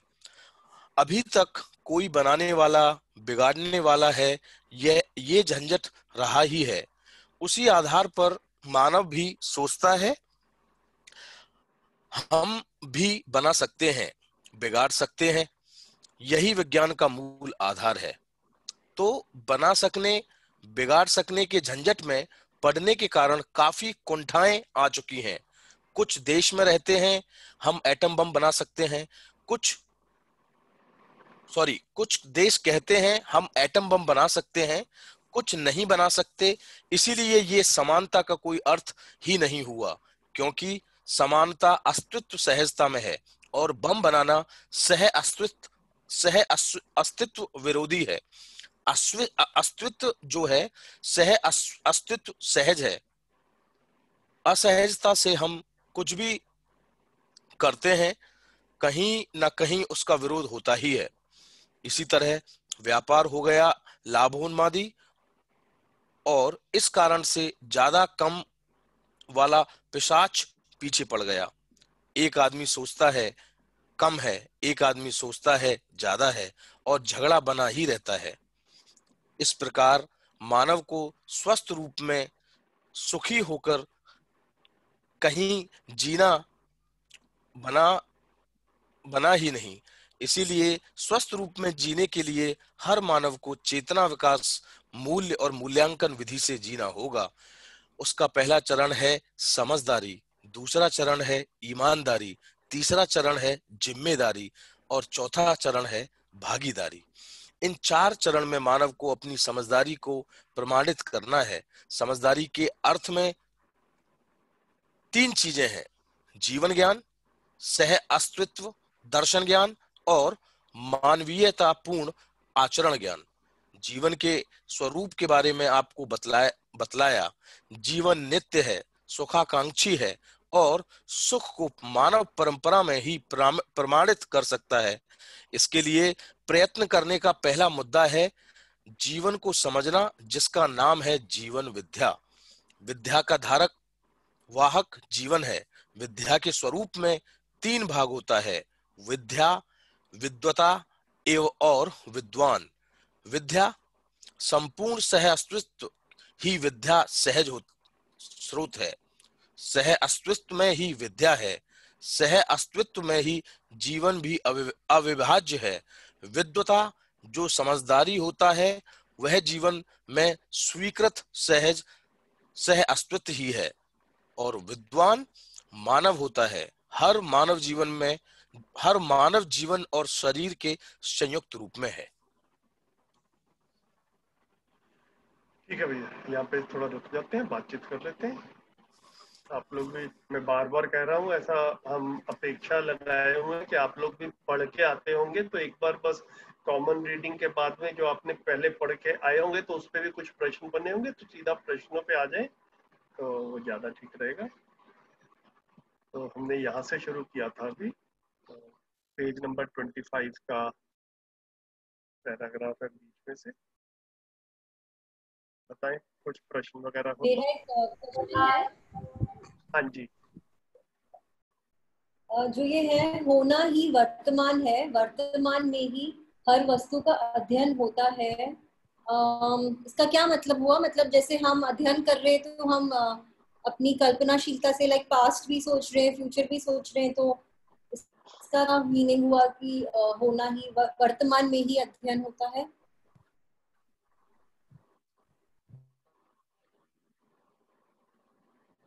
अंकित भाई, एक बात जो शिल्पा जी आपने कहा उससे तो कनेक्टेड है ही। तो एक चीज है कि किसी चीज को भी अगर हम समझना चाहते हैं तो उसको कैसे समझेंगे। तो कई बार हम उसका एक भाग है जो हमको प्रभावित करता है, हम कई बार उसी को देखते हैं। तो इकाइयों का 2 चीजें, एक उसका होना है, एक उसका रहना है। रहना है जो उसका प्रभाव वाला भाग है, जो गति वाला भाग है, जो उसका लिविंग में जो उसका मैनिफेस्टेशन है। होने वाला भाग देखते तो उसके हम सिर्फ हम पे जो प्रभाव पड़ा है उससे ज्यादा भी उसको हम देखते हैं कि एक्चुअली वो है क्या। जो जैसा है उसको हम वैसे देख लें। ये इसी को नॉलेज, इसी को ज्ञान यहाँ पे कहा। तो ये कहा कि इकाइयों का प्रभाव, इकाइयों का रहने से उससे ज्यादा इकाइयों का होना भी है। और हर इकाई में एक भाग उसका है विच इज ऑल्सो टाइमलेस। और जैसे हम रूप गुण स्वभाव धर्म की बात करते हैं तो रूप और गुण इकाइयों का कुछ रूप है, कुछ कलर है, उसके और अंदर जाएंगे तो इकाइयों में एटम से मॉलिक्यूल से उसमें कुछ बना हुआ है जो कभी चेंज नहीं होता या फिर जो एक लेवल पे उसका स्थिर है। तो होना मतलब इकाइयों को उनके जैसा है वैसे देख पाए, जो बाहर उसका हम पे प्रभाव पड़ता है दिखता वो भी, और जैसा उसका स्वरूप अंदर है वो भी। तो ये दिखता है। तो वर्तमान मतलब जो यूनिवर्स में जो टाइमलेसनेस है उसको हम देख रहे होते हैं। अदरवाइज इकाइयों में जैसे पानी है तो पानी एक टाइम पे लिक्विड फॉर्म में, एक टाइम पे वो इवेपोरेट होके जा रहा है भाप से, फिर वो क्लाउड बनता है, फिर बारिश होती है। तो हमको ये एक तो पानी भाप है कि पानी लिक्विड है ये एक डाउट आता है। पर अगर हम देखें तो वर्तमान में होगा कि देखना कि पानी है और ये उसमें एक्टिविटीज होती हैं। तो वर्तमान मतलब in able to see things at its deepest level, उसके जो एविडेंट एस्पेक्ट्स हैं उसको भी देखना और उसके जो इनेट एस्पेक्ट्स हैं उसको भी देख पाना। जब हम दोनों को हम देख पाते हैं तो उसको हम ठीक से प्लेस कर पाते हैं। और फिर सिर्फ इवेंट्स से इंसिडेंट्स से हम चीज़ों को वैल्यूएट नहीं करते, वो जैसे हैं उनको हम वैसा देख पाते हैं।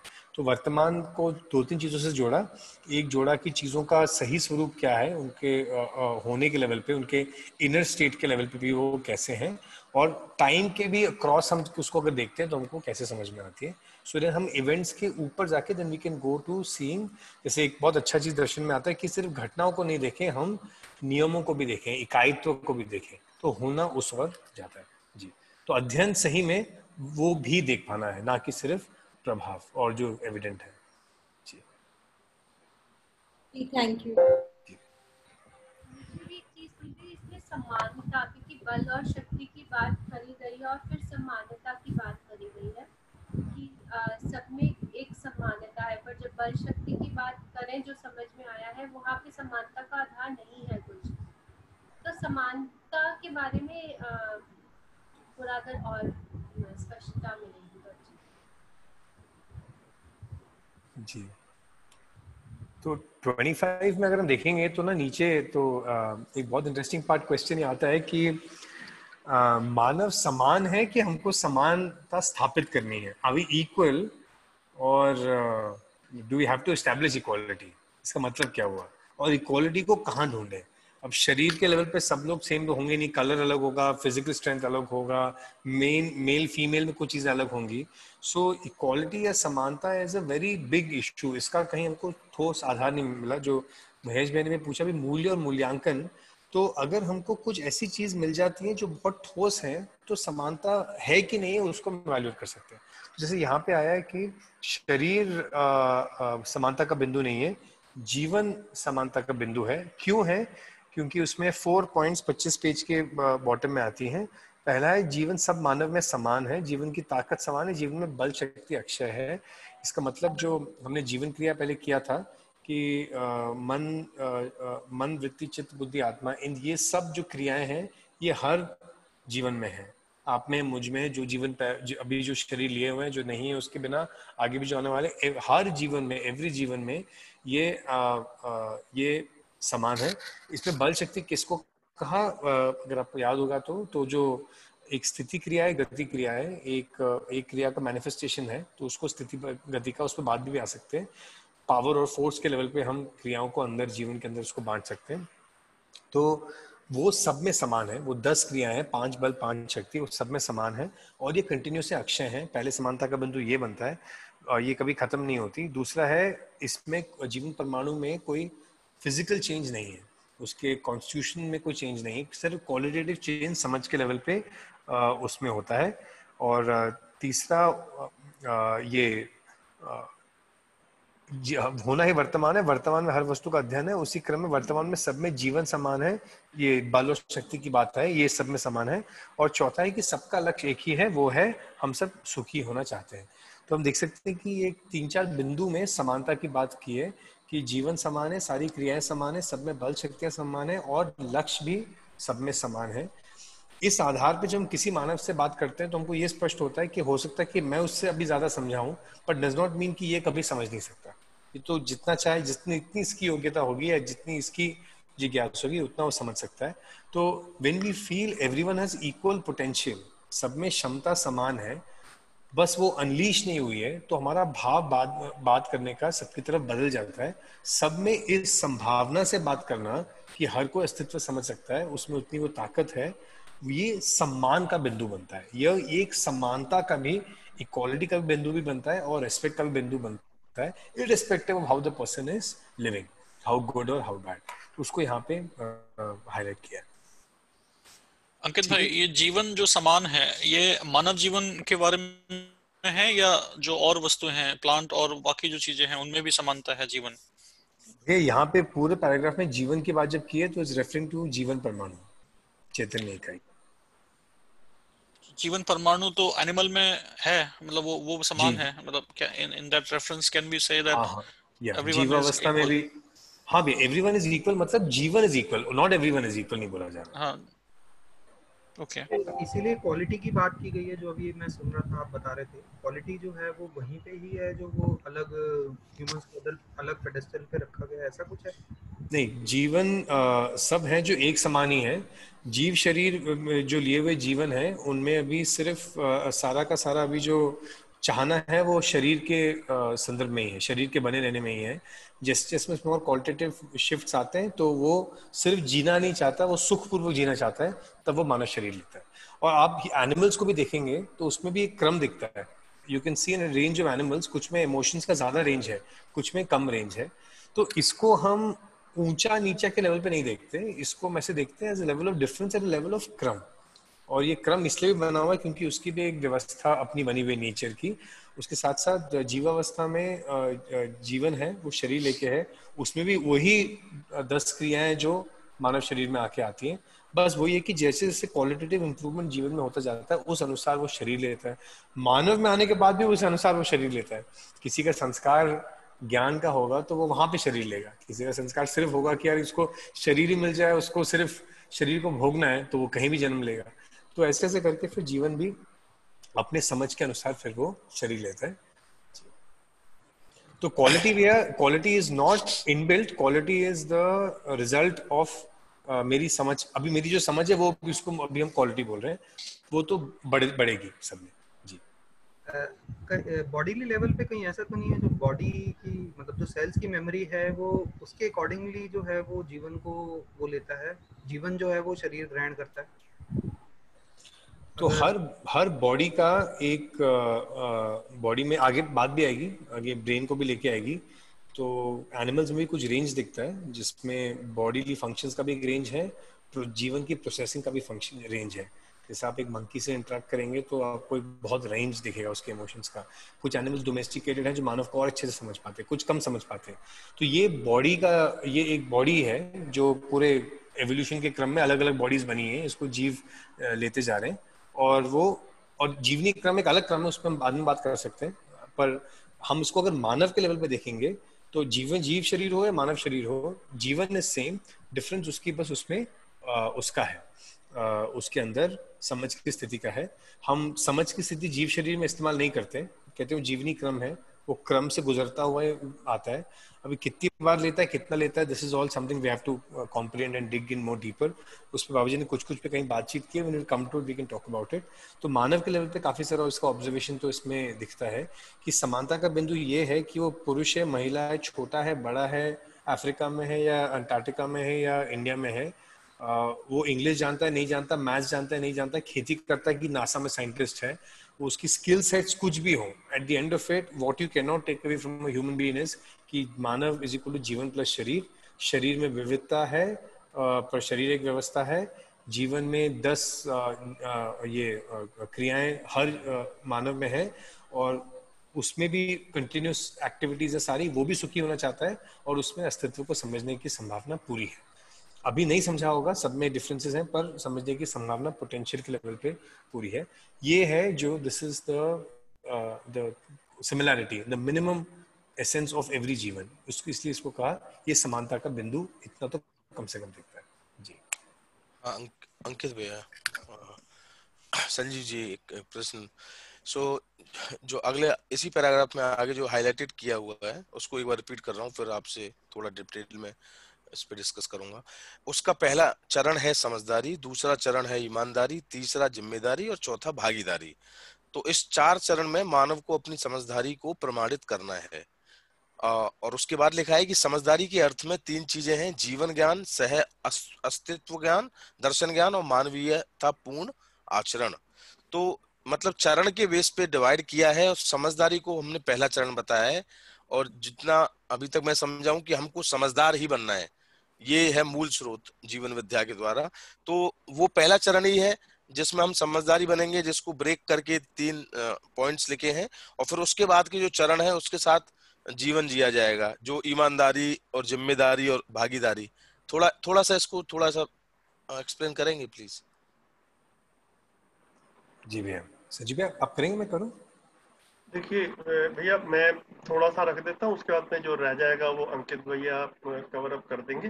तो भागीदारी का मतलब है कि मतलब किसी एक्टिविटी में पार्टिसिपेट करना। तो हम लोग सब कुछ ना कुछ नौकरी कर रहे हैं, कुछ बिजनेस कर रहे हैं, कोई घर में काम कर रहा है, कोई बाहर जाके काम कर रहा है, बच्चे स्कूल कॉलेज जाते हैं ना, ये सब क्या हो गया, ये भागीदारी वाला पार्ट हो गया। ठीक है, इससे बड़ी चीज जो है वो जिम्मेदारी है ना। तो मैं जिम्मेदारी समझकर भागीदारी करता हूँ। जहां पर जिम्मेदारी का भाव आता है वहां भागीदारी करने जाता हूँ। जैसे मेरे मम्मी पापा बीमार होंगे तो मैं भागीदारी करता हूँ कि उनको हॉस्पिटल लेके जाऊंगा, कुछ लेके जाऊंगा। लेकिन अब मोहल्ले में 100 लोग रहते हैं, 100 परिवार रहते हैं, तो सबके घर में मम्मी पापा बीमार होंगे तो वहां पर मेरा शायद वो वाला वो प्रैक्टिकली पॉसिबल नहीं है, तो वहां मैं नहीं जा पाता हूँ। तो भागीदारी करना जो है वो जो है वो जिम्मेदारी का भाव जो है अपना, जैसा मैं समझता हूँ उसके अनुसार भागीदारी करता हूँ। इसके ऊपर की एक बात आती है, उसको ईमानदारी बोला है ना। तो अभी हम लोगों ने परंपरा में ईमानदारी जो है ना उसको बड़ी एक अच्छा वर्च्यू माना हुआ है कि बहुत अच्छी क्वालिटी है भैया, बेईमान नहीं होना चाहिए, ईमानदार होना चाहिए। अब यहाँ पर बाबा जी ईमानदारी से भी ऊपर समझदारी को रख रहे हैं, इन द सेंस कि समझदारी ना हो तो ईमानदारी भी कहाँ लेकर जाएगी, ये भी डाउटफुल है। और इसका सोम भैया ना अपने शिविर में एग्जांपल देते हैं, अगर आप लोगों ने शिविर वगैरह देखा हो तो शायद कभी आया भी होगा, कि सपोज कीजिए मैं एक चार्टर्ड अकाउंटेंट हूँ या अकाउंटेंसी का काम करता हूँ, ठीक है, और बड़ी ईमानदारी से करता हूँ, और एक स्मगलर के यहाँ नौकरी करता हूँ। तो स्मगलर का पैसा जो है ना उसको बड़ी ईमानदारी से मैनेज करता हूँ, उसका कोई नुकसान ना हो जाए, ये जो है वो मेरी ईमानदारी है। तो प्रश्न उठता है कि भैया ऐसी ईमानदारी चाहिए थी, या यहाँ पे तो थोड़ी बेईमानी भी करते तो अच्छा रहता, कम से कम स्मगलर का ही कुछ नुकसान होता है ना। सो भैया इस तरीके से थोड़ा एक जोकिंग वे में इसको रखते हैं, लेकिन बात जो है बिल्कुल बिल्कुल समझ में आती है कि समझदारी के साथ में ईमानदारी चलती है ना, नहीं तो आइसोलेशन में ईमानदारी जो है वो कई बार जो है हमको कंफ्यूजन में लेकर जाएगी। तो इसको सीक्वेंशियली ऐसे देखें कि सबसे बड़ी चीज समझदारी, फिर उसके बाद में ईमानदारी, फिर उसके बाद में जिम्मेदारी, और फिर उसके बाद में भागीदारी। भागीदारी जो है वो करने वाला पार्ट हुआ। हाँ अब समझ में आया। क्योंकि कंफ्यूजन ये हो रहा था कि जिस तरीके से इसको क्रोनोलॉजिकल ऑर्डर में रखा था ना, तो मैं ये समझ बैठा कि अब मेरे को समझ में आया कि भागीदारी से पहले हमने चरण, क्योंकि चरण हमेशा कोई नहीं वो बोलने में जैसा जैसा बोलने में शिविर में बोला गया वो शब्द थोड़ा जैसे भी है, मतलब इसको इस तरह से इस तरीके। तो समझदारी को हमने पहले स्टेप पे रखा है, फिर हम ईमानदारी, फिर जिम्मेदारी, फिर भागीदारी पाएंगे। ऐसा नहीं है कि चरणबद्ध है कि पहला वो बात नहीं है। ठीक है सर, समझ गए, थैंक यू। इसमें बस एक पॉइंट जोड़ना चाह रहा था, बिकॉज ये वर्ड्स काफी इंपॉर्टेंट हैं। तो हम देखेंगे तो समझदारी, ईमानदारी, जिम्मेदारी, भागीदारी, ऑलरेडी इसको हम जी रहे हैं। मतलब हम लोगों ने कुछ लाइफ में अपनी जिम्मेदारी कुछ मानी हुई है, उसके आधार पर भागीदारी करें। भागीदारी मतलब जीना, हम लोग सब कुछ तो कुछ तो कर ही रहे हैं। जैसे भैया कह रहे थे ना, पहले भी एग्जाम्पल भी दे रहे थे, अपने लिए कमा रहे हैं, मतलब हम कुछ भी कर रहे हैं ना, आइदर फॉर आवरसेल्व्स या अपनी फैमिली या सोसाइटी के लिए कर रहे हैं। दैट मींस बिना भागीदारी के हमारी जिंदगी तो है ही नहीं। ये है कि भागीदारी हमने डिसाइड कैसे की, ये आता है कि हमारी जिम्मेदारी के सेंस से आता है। हमारी जिम्मेदारी का सेंस कहाँ आता है? ये आता है हमारी ईमानदारी से। ईमानदारी का मतलब एक तो होता है प्योर ऑनेस्टी वाला होता है, जो पैसे का गड़बड़ नहीं करता। यहाँ ये भी है कि समझदारी को समझेंगे तो दुनिया क्या है, एग्जिस्टेंस क्या है, ये जो स्पष्ट होता है, इसको कहा ज्ञान। इसको 3 भागों में भी कहा, जिसको आपने ब्रिज भैया भी मेंशन किया, और ये बाद में आता जाएगा कि एक होगा नॉलेज ऑफ द सेल्फ, जिसको कहा जीवन ज्ञान, नॉलेज ऑफ द एग्जिस्टेंस, जिसको कहा सहअस्तित्व ज्ञान, और नॉलेज ऑफ ह्यूमन कंडक्ट, जिसको कहा मानवतापूर्ण आचरण ज्ञान। तो ज्ञान को तीन भाग में, ज्ञान वैसे तो खंडित नहीं है, पर इसको 3 भाग में हम समझ सकते हैं। जब समझदारी पूरी होती है तो ईमानदारी स्थिर हो जाती है, क्योंकि इसके आधार पर स्पष्ट होता है, जिसको हम कहते हैं कि मेरा ईमान क्या है, मेरा धर्म क्या है।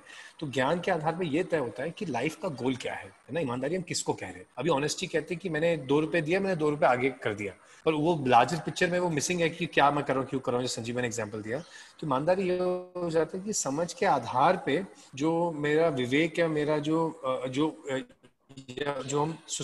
मैं सोचता हूँ कि मेरा लक्ष्य क्या है लाइफ का, वो स्पष्ट होता है, और जैसा मैंने समझा वैसा मैं जीता हूँ। ये ईमानदारी है। ये एक ट्रांसपेरेंसी का भी भाग है, और उसका बेसिस नॉलेज भी हो जाता है।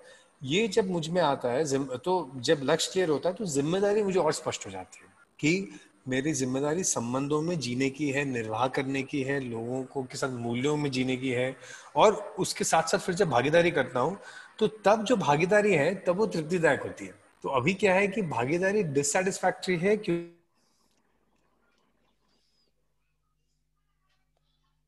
हेलो,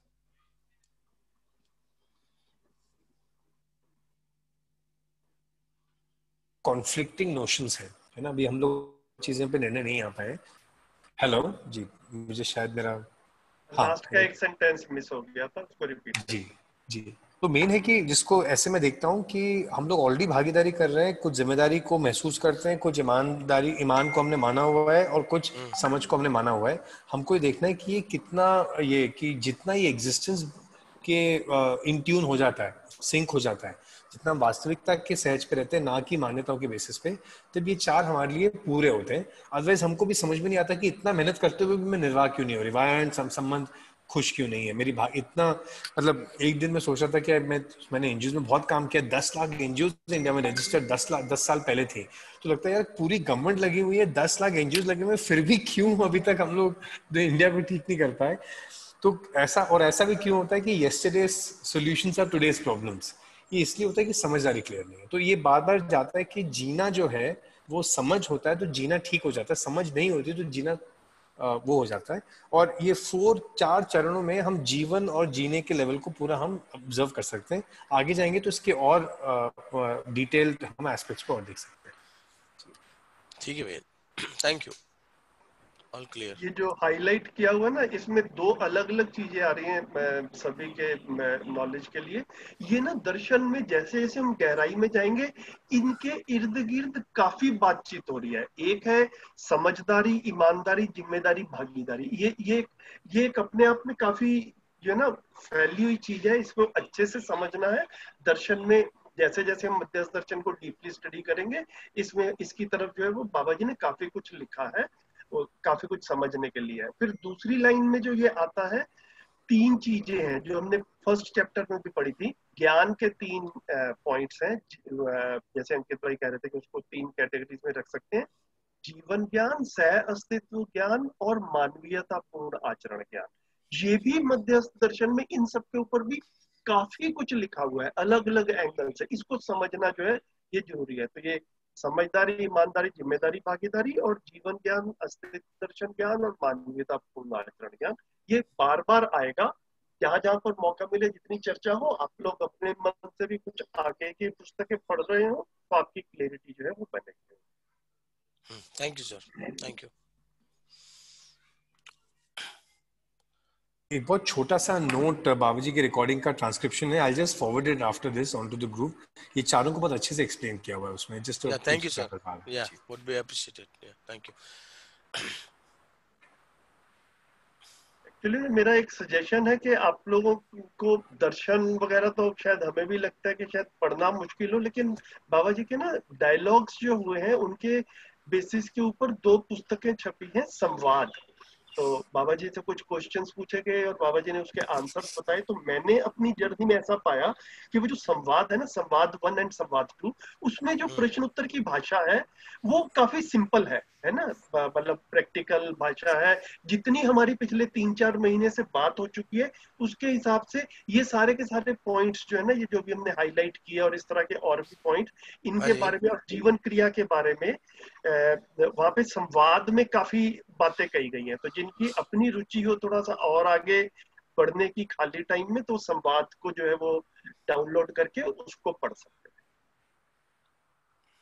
सर जी, संजीव जी, क्या ये संभव है? ये पीडीएफ फॉर्मेट तो खैर है ही, सॉफ्ट कॉपी तो सिस्टम पर होती है, यदि बुक्स मंगाना चाहें, कुछ कोई एड्रेस हो जहाँ से मतलब कहीं से पोस्ट हो के यहाँ आ जाए, हाँ, ऐसा आ संभव जाती है? है। हाँ, हमारे इधर रायपुर में एक पौराणिक भाई है, तो वो मतलब वो उन्होंने इस चीज का अपना जिम्मा लिया हुआ है, तो उनके घर में कमरा है किताबों से भरा हुआ, तो जिसको ओके, भी चाहिए रहती है वो उनको रिक्वेस्ट कर देते हैं। तो मैं आपको पौराणिक भाई का नंबर दे दूंगा, आप नंबर आप दे उनसे दीजिएगा। हाँ, मैं हाँ कॉल कर लूंगा। मैं अपना जो कॉल मेरा परमानेंट करके, एड्रेस है मैं हाँ वहां करा ठीक है, लूंगा पोस्ट, और कोई ट्रेवल करता ही रहता है तो यदि ठीक कोई है, होगा तो वो ले आएगा यहाँ पर। ओके सर, ठीक है, थैंक यू। ठीक है, ओके ओके आगे बाय। पढ़ा जाए या फिर अभी इसी यहीं पे बताएं, समाप्त 4 करना है? बज गए हैं, अभी पढ़ेंगे तो फिर डिस्कस करेंगे तो आधा घंटा और लग जाएगा। मेरे को लग रहा है 1.5 घंटा ऑलरेडी हो गया है, जैसे हाँ सबकी सर, हो राय गया, हो। एग्जैक्ट हो गया 10-1.5 घंटा। मेरा सर एक लास्ट प्रश्न है, हाँ और हाँ उसको हम हाँ, आगे भी रख सकते हैं। नहीं नहीं, जीवन जो है वो प्रश्न रख इन लीजिए। इन इन इन क्या बोलेंगे उसको, इन डिस्ट्रक्टिबल, मतलब वो कभी नाश नहीं होता है। इस पर थोड़ा सा विचार करेंगे। मे बी अगर लेट हो रहे हैं तो हम अगली बार भी इसको वहीं से शुरू कर सकते हैं कि ये जो जीवन है ये हमेशा, like is it permanent, always it will remain in existence, और या नहीं? ये इसका ना हम लोगों ने शरीर और जीवन के डिफरेंसेस के ऊपर एक प्रेजेंटेशन चलाई थी, जिसमें हमने शरीर और जीवन के 15 डिफरेंसेस लिखे थे, उसके बारे में चर्चा भी हुई थी। तो प्रेजेंटेशन आपके पास में होगी, उसमें जो है ना ये बातचीत भी हुई थी कि शरीर जो है ये बूढ़ा होता है, जीवन बूढ़ा नहीं होता है, शरीर मरता है, जीवन नहीं मरता है। उस टाइम पे सारी बात हुई थी। आप एक बार उसको दोबारा से थोड़ा सा रिफ्रेश करिए, देखिए, मतलब रिकॉर्डिंग होगी, रिकॉर्डिंग को दोबारा से देख लेंगे उस वाले पार्ट को, तो थोड़ा रिफ्रेश भी होगा। बात हो चुकी है, कोई स्पेसिफिक जी पॉइंट हो तो बताएं। नहीं नहीं, I think I look into it. अब जहां तक हमारी समझ बनी है वहां हम यही कह रहे हैं कि जीवन नश्वर नहीं है, नाश नहीं होता है, इसमें बट ना दो इसको, चीज रहती है, एक होता है कि कह दिया कि ऐसा है, दूसरा है कि मैं उसको फील कर पाऊं, हाँ है ना। तो फील करना बड़ा जरूरी है, क्योंकि कह तो बड़े समय से परंपरा में हजारों साल से कहा जा रहा है, लेकिन हमें समझ में तब आएगा जब हम इसको फील कर पाएंगे। तो मेरे को शरीर बूढ़ा होता है, जीवन बूढ़ा नहीं होता, ये ज्यादा आसानी से जल्दी ही समझ में आ गया, और जैसे ही वो समझ में आया फिर आगे की समझ का रास्ता बना। मैंने देखा कि मैं अभी 56 ईयर्स का हूँ, आपसे उस प्रेजेंटेशन में भी शेयर किया था। तो जब मैं आज से 20 साल पहले शरीर की जो स्थिति थी, मैं 10 मंजिल की बिल्डिंग, 15 मंजिल की बिल्डिंग बड़ी आसानी से चढ़ जाता था। आज 56 साल की उम्र में ये चढ़ना पॉसिबल नहीं होता, है ना। तो मैं देख पाता हूँ कि शरीर बूढ़ा हुआ है, और अपने आसपास और लोगों का भी होता ही है, ये भी हमने देखा है। लेकिन जीवन बूढ़ा नहीं हुआ है, ये मैं अपने में देख पाता हूँ। जैसा मैं आज से 20 साल पहले सोच सकता था, जैसा मैं 20 साल पहले समझ सकता था, जैसा मैं 20 साल पहले भावपूर्वक सम्मान विश्वास स्नेह के साथ में जीना चाहता था और जी पाता था या नहीं जी पाता था, उसकी पीड़ा को महसूस करता था, अभी भी 20 साल के बाद भी वैसा का वैसा ही अपने में पाता हूँ। आप भी ऐसा पाते होंगे, है ना। अपने से बड़ों को भी देख सकते हैं। तो एकदम से ना सबसे पहले तो ये स्पष्टता बनती है कि शरीर बूढ़ा होता है, जीवन बूढ़ा नहीं होता। एक बार यहाँ पे सेटल होते हैं तो फिर आगे की और क्लियरिटी बनती है कि भैया हाँ, शरीर मरता भी है, जीवन मरता भी नहीं है। तो पहले ये बूढ़े वाले पे सेटल हो जाए, फिर उसको भी देखिए पुरानी प्रेजेंटेशन। अंकित भाई, आप हल्के से कुछ ऐड करना चाहें तो बताएं। अभी वेरी ब्रीफली सूचना लेवल पे भी जीवन के लिए जो वर्ड यूज किया गया है वो अमर यूज किया है, और शरीर के लिए जो नश्वर यूज किया है, और फिर उसकी डेफिनेशन क्या है, उसका मतलब क्या है वो भी है। हाँ भैया, तो आई थिंक भैया ने जो कहा, पर मुझे भी सबसे बड़ा ये बात लगती है कि एक है कि बाबूजी ने बहुत चीज बता दी, उसको हम कुछ चीज को समझ पाते, कुछ चीज को भी नहीं समझ पाते, इन्फॉर्मेशन लेवल पे है। बट एक और चीज लगती है, कई बार मैं सोचता था कि डेथ इतना अनएक्सेप्टेबल क्यों है जब सबको पता है कि एक दिन होना है।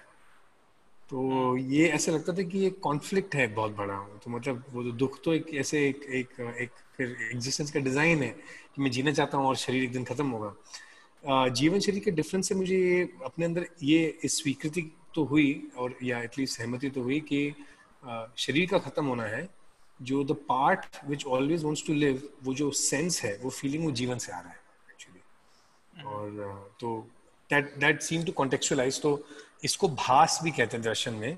मैं समझा नहीं हूँ पूरा, पर उसकी कुछ वेरी शुरुआत की कुछ बिट्स हैं जो हमको अभी के शुरुआती दौर में समझ में आया था। इसको भास आभास कहते हैं, सत्य का जो बहुत ही आभास, सॉरी भास सर, भास भी है, आभास भी है। We can go on to it later कि क्या मतलब है। ओके। बट बेसिकली जो एग्जिस्टेंशियल रियलिटीज हैं, उनको बहुत ही at a very beginning level पे, शुरू में सुनते सुनते हमको ठीक लगना, हाँ ऐसा ही होगा, ये होता है, वो भास के लेवल पे है। इसको और आगे जाके हम और समझ सकते हैं। तो ये तो हमें होता है थोड़ा सा। तो जीवन को लेके इतना तो लगता है कि हाँ मैं हमेशा हूँ, ऐसे वाली फीलिंग तो आती है। जी सर कुछ ऐसा भी है क्या, correct me if I am wrong, कि जीवन तो है ही, लेकिन मानव शरीर एक इकाई मात्र होती है, तो इस इकाई का नष्ट होना तय है, फिर एक नई इकाई आएगी जो जैसे कोई जन्म लेता है वो जुड़ जाएगा। तो ये जीवन जो अमर है, इसमें इकाई स्वरूप मानव तो नष्ट होगा और इकाई स्वरूप मानव फिर से इसमें ऐड हो जाएगा। इस तरीके से ये क्रिया चलती रहेगी। कुछ ऐसा सही दिशा में सोच रहा हूँ या कुछ? हाँ, ये तो मानव परंपरा के लेवल पे देखें तो शरीर बनते हैं, बिगड़ रहे हैं, और परंपरा is going on, human tradition is going on. उसका अच्छा भी हो रहा है, बुरा भी हो रहा है, थाउजेंड्स ऑफ इयर्स चलता भी रहेगा। And at the level of जीवन वी कैन सी दैट हम शरीर यात्राएं हो रही हैं, हम we are taking a body, then we are moving ahead. Thank you. ठीक है। एक क्वेश्चन लास्ट में डाल सकती हूँ, मतलब अगली बार आंसर कर दीजिएगा। जैसे आपने कहा था कि जीवन शरीर को लेता है, तो ऐसा क्यों होता है कि कई मतलब जैसे बिल्कुल एक्सट्रीम पॉवर्टी में जीवन शरीर को धारण करता है, या ऐसी कंडीशंस में जहाँ उसको एजुकेशन बेसिक भी नहीं मिलती या बेसिक खाना पीना भी नहीं है, तो इतना मतलब टफ लाइफ क्यों वो धारण करता है? या जैसे हिटलर जैसा भी मतलब बन जाता है वो जीवन, मतलब ऐसे मैनिफेस्ट होता है? आई डोंट नो, मेरे को बड़ा कंफ्यूजिंग लगता है ये। Sanjeev, I can add. I'll just say one line. मेरे को ऐसा लगता है कि हम जो चॉइसेस करते हैं ना, वो कुछ टाइम बाद क्लियर होता है कि हमने वो चॉइस क्यों किया इन रेट्रोस्पेक्ट, कई बार लाइफ में। तो हमने जो फ्रेंड्स कैसे चुने, ये कैसे चुने, तो मेरे को लगता है कि वो धीरे धीरे जब आगे बढ़ते तो समझ पाते कि हमने ऐसे क्यों किया। पर यहाँ पे प्रपोजल ये है कि बिना शरीर के जो जीवन होता है, उसका स्टेट ऑफ अवेयरनेस ऐसा नहीं जैसा अभी है। इट्स स्टेट ऑफ अवेयरनेस उसका इतना क्लियर है, स्ट्रॉन्ग नहीं रहता। It's largely state of dominancy between bodies. उसको आगे जाके हम और चर्चा कर सकते हैं। पर वो अपनी कुछ कुछ अनुकूलताएं, कुछ कुछ कंड्यूसिवनेस को पहचानता है, उसके आधार पे वो लेता है। उसकी जैसे स्थिति होती है उसके आधार पे भी रहता है। मतलब उसकी स्थिति, वो उस पर बहुत सारे फैक्टर्स हो सकते हैं। उन फैक्टर्स को ऐसे लिस्ट आउट भी नहीं किया। I also felt that this question की वाई विल जीवन टेक शरीर in a very tough thing, but I feel जब अपने आप को जीवन शरीर भी मानता है, तो ये भी एक है, वो अपना एग्जिस्टेंस लगता ही नहीं उसको कि मेरा कुछ है शरीर लिए बिना, तो it can not wait to take a bodily form again. तो वो भी उससे भी समझ में आता है कि शुरुआत में एक बाध्यता भी है हमारे लिए। इट्स विवशता टू टेक शरीर। तो जो मिल जाता है शायद उसको ले लेते हैं, पर उसका काफी बड़ा रेंज भी है। उसमें ये मेन आता है कि हम अपने संस्कार, अपनी समझ के अनुसार, मतलब not at a thinking level पर at a very intuitive level भी शरीर ले लेते हैं। उसमें आगे जाके बात करेंगे क्या है। बहुत सारा भी दर्शन में भी लिखा नहीं है कि कोई किस आधार पर लेता है, पर इतना है कि जैसे उसकी स्थिति रहती है उस आधार पर वो शरीर लेता है। मैं जो है ना, इसको पर्सनली जब अपने में देखता हूँ, एक्सप्लोर करता हूँ और एग्जिस्टेंस को भी देखता हूँ, तो मुझे ऐसा लगता है कि हम ना जो हम ये मानव की शरीर यात्रा है, इसको मतलब इसको देखें तो एक तो जन्म से मृत्यु के बीच वाली घटना है, समय है, जिसमें हम जीवित हैं, हम आपसे बात कर रहे हैं, हम परिवार में रह रहे हैं, समाज में रह रहे हैं, ये वाला समय है। एक है जन्म से पहले भी कुछ था जीवन, तो उसको समझना है। एक है मृत्यु के बाद में भी जीवन रहेगा, तो उसको समझना है। तो टोटल समझने वाला जो है ना, वो 3 सेक्शंस में डिवाइड हो गया। जन्म से पहले क्या होता था, मृत्यु के बाद में क्या होता है, और जन्म और मृत्यु के बीच वाला जो जर्नी है, इसमें क्या हो रहा है। तो मैं आपसे कहूँ तो मेरे को पर्सनली जो है ना, ये जन्म से पहले वाला और मृत्यु से बाद वाला, ये ऐसा लगता है कि इसमें हमेशा अभी काफी लंबे समय तक थोड़ा थोड़ा रहस्य वाला भाग बना रहेगा। हम लोगों के अनुमान रहेंगे, हम लोग अंदाजे लगाते रहेंगे, कुछ बाबा जी ने अपने हिसाब से सूचना दी है, उसके ऊपर हम शोध करेंगे। लेकिन the most important thing is कि जन्म से मृत्यु के बीच में जब हम मानव रूप में हैं, जब ये जीवन हमारे शरीर के साथ में है, हमारे बच्चों के शरीर के साथ में है, 700-800 करोड़ लोग धरती पे रहते हैं, और ये एक दूसरे के साथ में ठीक से नहीं जी पा रहे हैं, अपराध कर रहे हैं, लड़ाई झगड़ा हो रहा है, एक दूसरे से द्वेष भाव से जी रहे हैं। यहाँ पर जो है ना, मेन जो काम है, वो जन्म और मृत्यु के बीच वाले पार्ट को जो है ना, वो मैं पर्सनली जो है इससे ज्यादा आकर्षित हूँ, इसके ऊपर मेरा ज्यादा शोध रहता है। तो मृत्यु के बाद में इसका क्या होगा, कहाँ जाएगा, जन्म से पहले कहाँ था, कहाँ से आया, वो भी एक जिज्ञासाएं तो है। लेकिन ये जो मेन वाला काम है, मुझे लगता है ये जन्म और मृत्यु वाला जो के बीच वाला जो पार्ट है ना, जब हम हैं यहाँ पर, तब हम इस वाले पार्ट को तो अच्छे से समझ सकते हैं। तो इसको पहले समझा जाए, ये आसान भी है। तो जो आसान वाला काम है वो छोटी क्लासेस में कर लिया जाए, एक बार छोटी क्लासेस पास हो जाएंगी तो फिर आगे मुश्किल वाली क्लासेस में पढ़ना। Thank you sir. ठीक है जी, करें फिर आज का वाइंड अप करें। 4:10 हो गए, कल फिर मिलते हैं। ठीक है, आज हमने मैं एक बार बस हाईलाइट कर लें ताकि फिर बाद में हम कंफ्यूज ना हो जाए। 26 तक पढ़ लिया है ना, ऐसा ही है ना?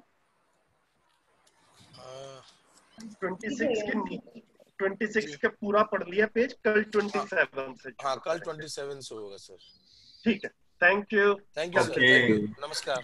नमस्ते जी, थैंक यू सो मच। नमस्ते भैया।